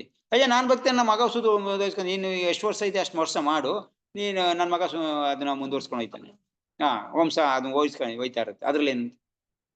ಸೊ ಯಾಗ ಮಾಡೋದ್ ಲೆವೆಲ್ 1 ವರ್ಷ 1000 ವರ್ಷ ಅವ್ನು ಇಲ್ದಾರೆ, ಇನ್ನೊಬ್ಬ ಮಾಡ್ಕೊಂಡು ಮುಂದುವರ್ಸ್ಕೊಂಡು ಹೋಯ್ತಾ ಇರ್ತಾರೆ. ಹಂಗೆ ತಾನೇ ಆಗೋದು. ಕೋರ್ಟ್ ಕೇಸು ಇವತ್ತು ನನ್ನ ಜೀವಿತದಲ್ಲಿ ಕೋರ್ಟ್ ಆಗ್ಲಿಲ್ಲ ಅಂದ್ರೆ ಅವ್ನ ಮಗ ಮುಂದುವರ್ಸ್ಬೇಕು ಅದನ್ನ. ಅದೇ ತರ ಇಲ್ಲಿ ಸಂಕೀರ್ತನ ಜ್ಞಾನ ಮುಂದುವರಿಸ್ತಾರೆ ಅಂತ. ಸೊ ಈ ಋಷಿಗಳ ನಿರ್ದೇಶನದಿಂದ ಆತ್ಮ ಸಾಕ್ಷಾತ್ಕಾರಕ್ಕೆ ಸತತವಾಗಿ ಭಾಗವತ ಶ್ರವಣ ಸಂಕೀರ್ತನೆಗಳೇ ಮಾರ್ಗೋಪಾಯ ಎಂಬುದನ್ನು ತಿಳಿದುಕೊಳ್ಳಬೇಕು. ಇದಕ್ಕೆಲ್ಲ ಮಾರ್ಗೋಪಾಯ ಯಾವುದು? ಸಂಕೀರ್ತನ ಯಜ್ಞ, ನಮ್ಮ ಭಾಗವತ ಶ್ರವಣ. ನೋಡಿ ಇಲ್ಲಿ ಋಷಿ ಮುನಿಗಳು ಯಾಗ ಮಾಡ್ತಾ ಇದೆ ಅಂತಂದ್ರೆ ಅವ್ರು ಏನ್ ಸಂಪೂರ್ಣವಾಗಿ ಯಾವಾಗ್ಲೂ ಯಾಗ ಮಾಡ್ತಾ ಇರ್ಲಿಲ್ಲ. ಯಾಗ ಮಾಡ್ತಾ ಇದ್ದಿದ್ದು ಬೆಳಗಿನ ಜಾವ, ಸಾಯಂಕಾಲ ಆಯ್ತಾ ಇದ್ದಂಗೆನೆ ಕತೆ. ಬೆಳಿಗ್ಗೆ ಎಲ್ಲ ಯಾಗಗಳು ಯಜ್ಞಗಳು, ಮತ್ತೆ ಸಾಯಂಕಾಲ ಆಗಿದ ತಕ್ಷಣ ಶ್ರವಣ ಕಥೆ ಮಾಡ್ತಾ ಇದ್ರು. ಸೊ ಮುಖ್ಯ ಏನು? ಭಾಗವತ ಶ್ರವಣ ಸಂಕೀರ್ತನೆಗಳೇ ಮಾರ್ಗೋಪಾಯ. ಆತ್ಮ ಸಾಕ್ಷಾತ್ಕಾರಕ್ಕೆ ಸತತವಾಗಿ ನಾವು ಭಾಗವತ ಶ್ರವಣ ಮಾಡದೆ ಮಾರ್ಗೋಪಾಯ. ಇದೊಂದು ಮಾರ್ಗ ಬಿಟ್ರೆ ಬೆಳಿಗ್ಗೆ ನೋಡಿ ಉಳಿದ ಪ್ರಯತ್ನಗಳಿಂದ ಕೇವಲ ಕಾಲಹರಣ ಅಷ್ಟೇ. ಈ ಕಲಿಯುಗದಲ್ಲಿ, ಎಸ್ಪೆಷಲಿ ಕಲಿಯುಗದಲ್ಲಿ ಭಗವಂತ ನಾಮಸ್ಮರಣೆ ಸಂಕೀರ್ತನೆ ಬಿಟ್ಟು, ಭಗವಂತನ ಕತೆ ಬಿಟ್ಟು ಏನೇ ಮಾಡಿದ್ರು ಆತ್ಮ ಸಾಕ್ಷಾತ್ಕಾರೋಸ್ಕರ ಅವೆಲ್ಲ ಏನು? ಕಾಲಹರಣ. ಏನೋ ನಮ್ಮ ಮನಸ್ಸು ತೃಪ್ತಿಗೋಸ್ಕರ, ನಮ್ದು ತೃಪ್ತಿಗೋಸ್ಕರ, ಬೇರೆಯವ್ರಿಗೆ ನಾವು ಒಂಚೂರು ಆ ಮಾರ್ಗ ಕೊಡಕ್ಕೋಸ್ಕರ ಇವತ್ತು ಕೂಡ ನಾವು ಸ್ವಲ್ಪ ಆ ಕಡೆ ಈ ಕಡೆ ಪೂಜೆ ವಿಧಾನ ಮಾಡ್ತೀವಿ, ಹೋಮ ಯಜ್ಞ ಮಾಡಿಸ್ತೀವಿ. ಯಾಕೆ? ಯಾಕೆಂದ್ರೆ ಬೇರೆಯವ್ರಿಗೂ ಸ್ವಲ್ಪ ಅವೆಲ್ಲ ಅಟ್ರಾಕ್ಷನ್ ಅಲ್ಲ, ಸ್ವಲ್ಪ ಬೇರೆಯವರು ಈ ಮಾರ್ಗದಿಂದ ಭಗವಂತ ನಮಗ್ ಬರ್ಲಿ ಅಂತ ಅಷ್ಟೇ. ಅದೊಂದು ಸಣ್ಣ ಕಾರಣಕ್ಕೋಸ್ಕರ ನಾವು ಇದನ್ನೆಲ್ಲ ಇಟ್ಕೊಂಡಿರೋದು. ಪ್ರಭುಪಾದ ಸ್ವಲ್ಪ ಹೇಳ್ಕೊಟ್ರು, ಏನೋ ಪೂಜಾ ವಿಧಾನ ಹೇಳ್ಕೊಟ್ರು, ಹೋಮ ಯಜ್ಞ ಮಾಡಿ ಸ್ವಲ್ಪ ಆ ಕಡೆ ಈ ಕಡೆ ಹೇಳ್ಕೊಟ್ರು. ಯಾಕೆ? ಈ ಕಾರಣಕ್ಕೋಸ್ಕರ ಅಷ್ಟೇ. ಆಕ್ಚುಲಿ ಬೇಕಾಗಿಲ್ಲ ಅವೆಲ್ಲ ನಿಜ ನೋಡಿದ್ರೆ. ಆದ್ರೆ ಜನಕ್ಕೂ ಸ್ವಲ್ಪ ಇದ್ಬೇಕಲ್ವಾ, ಬೇರೆ ಬೇರೆ ರೀತಿ ಬೇಕಲ್ವಾ, ಅದಕ್ಕೋಸ್ಕರ ಆಡ್ ಮಾಡಿದ್ರೆ ಅಷ್ಟೇ ಹೊರತು ಇಲ್ಲಾಂದ್ರೆ ಕಾಲಹರಣ ಅಷ್ಟೇ. ಅಂದ್ರೆ ಕಾಲಹರಣ ಅಂತಂದ್ರೆ ಯಾರಿಗೆ ಅದರಲ್ಲಿ ನಂಬಿಕೆ ಇಲ್ವೋ, ಯಾರಿಗೆ ಅದರಲ್ಲಿ ಇದಿಲ್ವೋ ಅಂತವ್ರಿಗೆ ಕಾಲಹರಣ ಅಷ್ಟೇ. ಆಕ್ಚುಲಿ ಅವು ಸ್ವಲ್ಪ ಕೆಲಸ ಮಾಡ್ತವೆ, ಇಲ್ಲ ಅಂತಲ್ಲ, ನಿಜ ಕೆಲಸ ಮಾಡ್ತವೆ. ಆದ್ರೆ ಸರಿಯಾದ ರೀತಿ, ಪ್ರಾಪರ್ ರೀತಿಲಿ ಆದ್ರೆ ಮಾತ್ರ. ನಮ್ಗೆ ಯಾವ ಪ್ರಾಪರ್ ರೀತಿ ಹರೇ ಕೃಷ್ಣನೇ ಹೇಳಕ್ ಬರ್ತಾ ಇಲ್ಲ, ಇನ್ ಯಾವ ಮಂತ್ರ ಗೊತ್ತು ನಮ್ಗೆ? ಯಾವ ವೇದ ಮಂತ್ರಗಳು ಗೊತ್ತು? ವೇದ ಮಂತ್ರಗಳಲ್ಲಿ ಒಂಚೂರು ತಪ್ಪಾದ್ರೆ ಏನೇನೋ ಆಗುತ್ತೆ. ವಿಧಿ ವಿಧಾನ ಗೊತ್ತಾ? ನಮ್ಮವ್ರು ಬರ್ತಾರೆ, ಯಾವ್ಯಾವ್ದು ಸುರಿಯಕ್ಕೆ ಹೋಗಿ ಆ ಮಂತ್ರ ಹೇಳ್ತಾರೆ, ಈ ಮಂತ್ರ ಯಾರಿಗೂ ಗೊತ್ತಿಲ್ಲ. ಅವ್ರು ಹೇಳಿದ್ದೆ ಮಂತ್ರ, ಅವ್ರು ಹಾಕಿದ್ದೆ ಅವನ ಹಾಕ್ತಾರೆ. ಅದು ಹೆಂಗೋ ನಡೆಯುತ್ತೆ, ಹೋಗ್ತಾ ಇದೆ ಹಂಗು ಹಿಂಗು. ನಾವ್ ಅನ್ಕೋತೀವಿ ಹೊಗೆ ಬತ್ತಲ್ವಾ, ಹೊಗೆ ತುಂಬ್ಕತ್ತಲ್ವಾ, ಸ್ವಲ್ಪ ಅದು ಇದು ಬಂತು, ಅದಕ್ಕೆ ಓಯ್ಯೋ ಏನಾಗೋಯ್ತು ನಾವು ಅನ್ಕೋತೀವಿ. ಅದು ಏನು ಮಣ್ಣು ಮಸಿ ಏನು ಆಗಿಲ್ಲ. 2 ನಾಮ ಹೇಳ್ತೀವಲ್ಲ ಅದೇ ಲಾಭ. ಓಂ ಕೇಶವಾಯ ಅಂತ ಕೇಳಿದ್ವಲ್ಲ ಅಷ್ಟೇ ಲಾಭ ಹೊರತು ಬೇರೆ ಏನು ಲಾಭ ಇಲ್ಲ. ಸೊ ಏನೋ ತೃಪ್ತಿಗೋಸ್ಕರ. ಏಕೆಂದ್ರೆ ವಾಸ್ತವಿಕ ಫಲಗಳು ಏನೂ ಸಿಗುವುದಿಲ್ಲ. ವಾಸ್ತವಿಕ ಫಲ ಈ ಬೇರೆ ಇದರಿಂದ ಏನು ಸಿಗಲ್ಲ. ಶ್ರೀ ಚೈತನ್ಯ ಮಹಾಪ್ರಭುಗಳು ಭಾಗವತ ಧರ್ಮದ ಈ ಪದ್ಧತಿಯನ್ನು ಉಪದೇಶಿಸಿದರು. ಭಾರತದಲ್ಲಿ ಹುಟ್ಟಿದವರೆಲ್ಲರೂ ಭಗವಾನ್ ಶ್ರೀಕೃಷ್ಣನ ಸಂದೇಶಗಳನ್ನು, ಮುಖ್ಯವಾಗಿ ಭಗವದ್ಗೀತೆಯ ಸಂದೇಶವನ್ನು ಪ್ರಸಾರ ಕಾರ್ಯ ಮಾಡುವ ಜವಾಬ್ದಾರಿಯನ್ನು ಹೊತ್ತುಕೊಳ್ಳಬೇಕೆಂದು ಅವರು ಸೂಚನೆ ಮಾಡಿದರು. ಸೊ ಅದಕ್ಕೆ ಕೃಷ್ಣನ ಚೈತನ್ಯ ಮಹಾಪ್ರಭುದಲ್ಲಿ ಬಂದಾಗ ಯಾರೇ ದೇಕೋ ತಾರೇ ಕಹೋ ಕೃಷ್ಣ ಉಪದೇಶ. ಯಾರನಾರ ನೋಡು ಅಲ್ಲಿ ಹೇಳ್ತಾರೋ ನಿನ್ ಕೃಷ್ಣ ಉಪದೇಶನ. ಅಮರ ಆಜ್ಞಾ, ಇದು ನಮ್ದು ಆಜ್ಞೆ. ಇದು ಚೇತನ ಮಾಪ ಹೇಳ್ತಿದಾರೆ, ಯಾರ ಸಿಗ್ಲಿ ನೀನು ಪ್ರಚಾರ ಮಾಡ್ತಾ ಇರು. ಯಾಕೆಂದ್ರೆ ಯಾವಾಗ ನೀನ್ ಪ್ರಚಾರ ಮಾಡ್ತೀಯ ನೀನು ಅದನ್ನ ಅದ್ರಲ್ಲಿ ಇನ್ವಾಲ್ವ್ ಆಗ್ತೀಯ, ನೀನ್ ಕಲಿತೀಯ. ಸೊ ನೀನ್ ಯಾರ ಸಿಗ್ಲಿ ನೀನ್ ಹೇಳ್ತಾರ, ಅವ್ರು ಕೇಳ್ತಾರೋ ಬಿಡ್ತಾರೋ ಗೊತ್ತಿಲ್ಲ. ಎಷ್ಟೋ ಜನ ಹೇಳ್ತಾರೆ ಪ್ರಭು ಕೇಳಲ್ಲ, ಪ್ರಭು ಕೇಳಲ್ಲ. ಪರವಾಗಿಲ್ಲ, ಕೇಳಲಿಲ್ಲ ಅಂದ್ರೆ ಪರವಾಗಿಲ್ಲ, ನಿನ್ನ ಶುದ್ಧೀಕರಣ ಕೇಳ್ತಾರೆ. ಯಾರೋ ಒಬ್ರು ಕೇಳ್ತಾರ ಆಗ್ತಾರೆ. ಹೇಳಿಲ್ವಾ, ನಾವು ಪ್ರಚಾರ ಮಾಡ್ತಾ ಇರೋದು, ನಾವು ಇದನ್ ಮಾಡ್ತಾ ಇರೋದು ಲಕ್ಷಾಂತರ ಜನದಲ್ಲಿ ಯಾವನ ಒಬ್ಬ ಇದ್ದಾನೆ ಅವನ್ನ ತೆಗಿಬೇಕೋಸ್ಕರ. ಅವ್ನ್ ಯಾರು ಅಂತ ಗೊತ್ತಿಲ್ಲ, ಅವ್ನ್ ತೆಗಿಬೇಕಾದ್ರೆ ನೀವು ಸಂಕೀರ್ತನೆ ಮಾಡ್ಲೇಬೇಕು, ಎಲ್ಲಾರ್ಗು ಹೇಳಲೇಬೇಕು. ಅವಾಗ ಅವ್ನ್ ಸ್ವಲ್ಪ ಅಟ್ರಾಕ್ಷನ್ ಆಗಿ ಬರ್ತಾನೆ ಇದಕ್ಕೆ. ಸೊ ಅವ್ನ್ ತೆಗಿಯಕ್ಕೋಸ್ಕರ ನೀವು ಹೇಳ್ತಾರಿ, ಯಾರು ಸಿಗ್ತಾರೋ ಅವ್ರಿಗೆ ಹೇಳ್ತಾರಿ. ಇದು ಪ್ರತಿಯೊಬ್ಬ ಭಾರತೀಯನ ಕರ್ತವ್ಯ. ಯಾಕೆಂದ್ರೆ ಇಲ್ಲಿ ಹುಟ್ಟಿದ್ಯಾ ಅಂತಂದ್ರೆ ಇದಕ್ಕೋಸ್ಕರನೇ ಹುಟ್ಟಿರೋದು ನೀನು. ಇಡೀ ವಿಶ್ವದಾದ್ಯಂತಕ್ಕೆ ನೀನು ಇದನ್ನ ಪ್ರಚಾರ ಮಾಡಕ್ಕೋಸ್ಕರನೇ ಹುಟ್ಟಿರೋದು ನೀನು. ಅದಕ್ಕೆ ಪ್ರಭು ಏನೋ ಚೈತನ್ಯ ಮಹಾಪ್ರಭು ನಾನು ಒಬ್ಬ ಸೇನಾನಿ ಬರ್ತಾನೆ ಇದನ್ನೆಲ್ಲ ಮಾಡ್ತಾನೆ ಅಂತ ಇದಕ್ಕೆ ಪ್ರಭುಪಾದ ನೋಡಿ ಒಬ್ಬ ಬಂದ್ಬಿಟ್ಟು ಒಬ್ರು ಎಷ್ಟು ಜನಕ್ಕೆ ಇದ್ ಮಾಡಿದ್ದಾರೆ. ಎಲ್ಲಾ ಇಡೀ ವಿಶ್ವದಲ್ಲಿ ಭಗವಂತನ ಪ್ರಚಾರ ಮಾಡ್ಕೊಂಡು ಬಂದ್ರು. ಎಲ್ಲೆಲ್ಲಿ ಸಿಕ್ಕಿದ್ರು ಅಲ್ಲಿ ಆಯ್ಕೊಂಡ್ ಬಂದು ಒಂದ್ ಕಡೆ ಕಲೆಕ್ಟ್ ಮಾಡಿದ್ರು. ಎಲ್ಲ ತಗೊಂಡ್ರ ಪ್ರಭುಪಾದ ಹೇಳ್ದವ್ರು ಎಲ್ಲ ತಗೊಂಡಿದ್ರ? ಹಂಗಾಗಿದ್ರೆ ಇಡೀ ಪ್ರಪಂಚನೇ ತಗೋಬೇಕಿತ್ತು, ಅಷ್ಟು ಜನಕ್ಕೆ ಹೇಳಿದ್ದಾರೆ.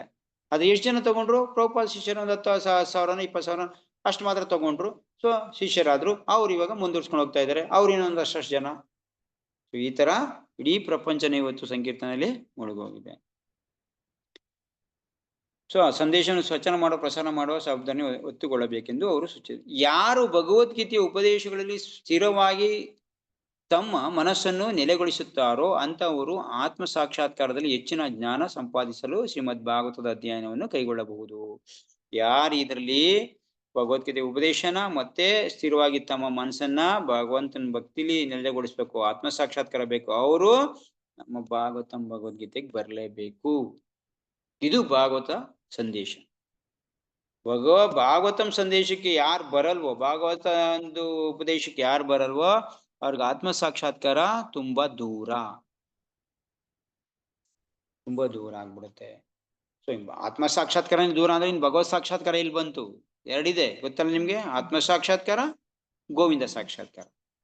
ಆತ್ಮ ಸಾಕ್ಷಾತ್ಕಾರ ಆದ್ಮೇಲೆನೆ ನಿಮ್ಗೆ ಗೋವಿಂದ ಸಾಕ್ಷಾತ್ಕಾರ ಆಗೋದು. ಆತ್ಮ ಸಾಕ್ಷಾತ್ಕಾರ ಅಂದ್ರೇನು? ನಮ್ಮನ್ನ ನಾವು ಅರ್ಥ ಮಾಡ್ಕೊಳ್ಳೋದು, ನಾವ್ ಯಾರು ಅಂತ ಅರ್ಥ ಮಾಡ್ಕೊಳ್ಳೋದು. ಭಗವಂತ ಯಾರು, ಭಗವಂತನಿಗೂ ನನ್ಗೂ ಸಂಬಂಧ ಏನು, ಭಗವಂತನ ಧಾಮ ಹೆಂಗೆ, ಭಗವಂತನ ಧಾಮಕ್ಕೂ ಭೌತಿಕ ಪ್ರಪಂಚಕ್ಕೂ ಏನ್ ವ್ಯತ್ಯಾಸ, ಭಗವಂತನ ಧಾಮಕ್ಕೆ ಹೋಗ್ಬೇಕಾದ್ರೆ ಏನ್ ಮಾಡ್ಬೇಕು, ಇದ್ರ ಎರಡ್ರದ್ದು ಕ್ಯಾರೆಕ್ಟರಿಸ್ಟಿಕ್ಸ್ ಏನು, ಇವೆರಡ್ರದ್ದು ಗುಣಗಳೇನು, ಗುಣಧರ್ಮಗಳೇನು, ಇದನ್ನೆಲ್ಲನ ಅರ್ಥ ಮಾಡ್ಕೊಂಡು ಆ ರೀತಿ ನಡೀತಾ ಇರೋನು ಆತ್ಮ ಸಾಕ್ಷಾತ್ಕಾರ ಆಗಿದೆ ಅಂತ ಹೇಳ್ಬಹುದು. ಇದು ಬರೀ ಅರ್ಥ ಆಗಿರೋದಲ್ಲ, ಅರ್ಥ ಆಗಿ ಅದ್ರ ಆ ತರ ನಡೀತಾ ಇರ್ಬೇಕು. ಎಲ್ಲಿವರೆಗೆ ಲಾಸ್ಟ್ ಸ್ಟೆಪ್ ಗೋವಿಂದ ಸಾಕ್ಷಾತ್ಕಾರ ಆಗಲ್ವೋ ಅಲ್ಲಿವರೆಗೂ ನಮ್ಗೆ ಆತ್ಮ ಸಾಕ್ಷಾತ್ಕಾರ ಇರ್ಲೇಬೇಕು. ನಮ್ಮ ಹತ್ರ ಆತ್ಮ ಸಾಕ್ಷಾತ್ಕಾರ ಆಗಿದೆ ಅಂದ್ಬಿಟ್ಟು ಅದು ಅರ್ಧಕ್ಕೆ ಕೂತ್ಕೊಂಡ್ಬಾರ್ದು. ಅದನ್ನ ಕಂಟಿನ್ಯೂಸ್ ನಾವು ಪ್ರಾಕ್ಟಿಕಲ್ ಆಗಿ ಅದನ್ನ ಮಾಡ್ತಾ ಇದ್ರೆ ಓಕೆ, ಈ ವ್ಯಕ್ತಿಗೆ ಆತ್ಮ ಸಾಕ್ಷಾತ್ಕಾರ ಆಗಿದೆ ಅಂತ ತಿಳ್ಕೊಬಹುದು. ಕೊನೆ ಸ್ಟೆಪ್ ಗೋವಿಂದ ಸಾಕ್ಷಾತ್ಕಾರ ಅಂದ್ರೆ ಅಲ್ಲಿಗೆ ನಿಲ್ಲಿಲ್ಲ, ಅಲ್ಲಿ ಶುರುವಾಗಿದ್ದು ನಿಜ ನಮ್ದು ಭಗವಂತನ ಸೇವೆ. ಇದೆಲ್ಲ ಪ್ರಾಕ್ಟೀಸ್, ಇದೆಲ್ಲ ನಾವು ಅಭ್ಯಾಸ ಮಾಡ್ತಾ ಇದೀವಿ, ಇದು ಹೆಂಗ್ ಮಾಡೋದು ಅಂತ, ಭಗವಂತಂದು ಸೇವೆ ಹೆಂಗ್ ಮಾಡೋದು ಅಂತ ಪ್ರಾಕ್ಟೀಸ್ ಆಗ್ತಾ ಇರೋದು. ಇದು ಈ ಪ್ರಾಕ್ಟೀಸ್ ಅಲ್ಲಿ ತಪ್ಪಾಗೇ ಆಗ್ತವೆ, ನಡೀಲಿ ಪರವಾಗಿಲ್ಲ, ತಪ್ಪಾಗೇ ನಡೀಲಿ ಪರವಾಗಿಲ್ಲ, ತಪ್ಪಿಂದನೇ ಮಾಡೋಣ, ಅದು ಶುದ್ಧತೆ ಮಾಡಕ್ಕೆ ನೋಡ್ತಾ ಇರ್ಬೇಕಷ್ಟೇ ಪ್ರತಿ ಕ್ಷಣ ಯಾವ ರೀತಿಯಿಂದ. ಸೊ ಅದರಿಂದ ಲಾಸ್ಟ್ ಲೆವೆಲ್ಗೆ ನಾವು ಓಕೆ. ಸೊ ಶ್ರೀಮದ್ ಭಾಗವತಂ ಲೆವೆಲ್ಗೆ ಅಂತೂ ಬರಲೇಬೇಕು, ಇದು ಖಂಡಿತ. ಈ ಲೆವೆಲ್ಗೆ ಬರ್ದಿರ ನಾವು ಆತ್ಮ ಸಾಕ್ಷಾತ್ಕಾರ ಅನ್ನೋ ಕನಸು ಆಗೋದಿಲ್ಲ. ಭಾಗವತಂ ಸಂದೇಶ ಕೇಳಲೇಬೇಕು. ಇದು ಶುದ್ಧಿ ಮಾಡಂತ ಕ್ರಿಯೆ, ಶುದ್ಧತೆ ಮಾಡಂತ ಕ್ರಿಯೆ, ಇದು ಆಗ್ಲೇಬೇಕು. ಓಕೆ, ಸೊ ಅದಕ್ಕೆ ನಾವು ಭಾಗವತಂ ಬಗ್ಗೆ ಚರ್ಚೆ ಮಾಡ್ತಾ ಇರೋದು.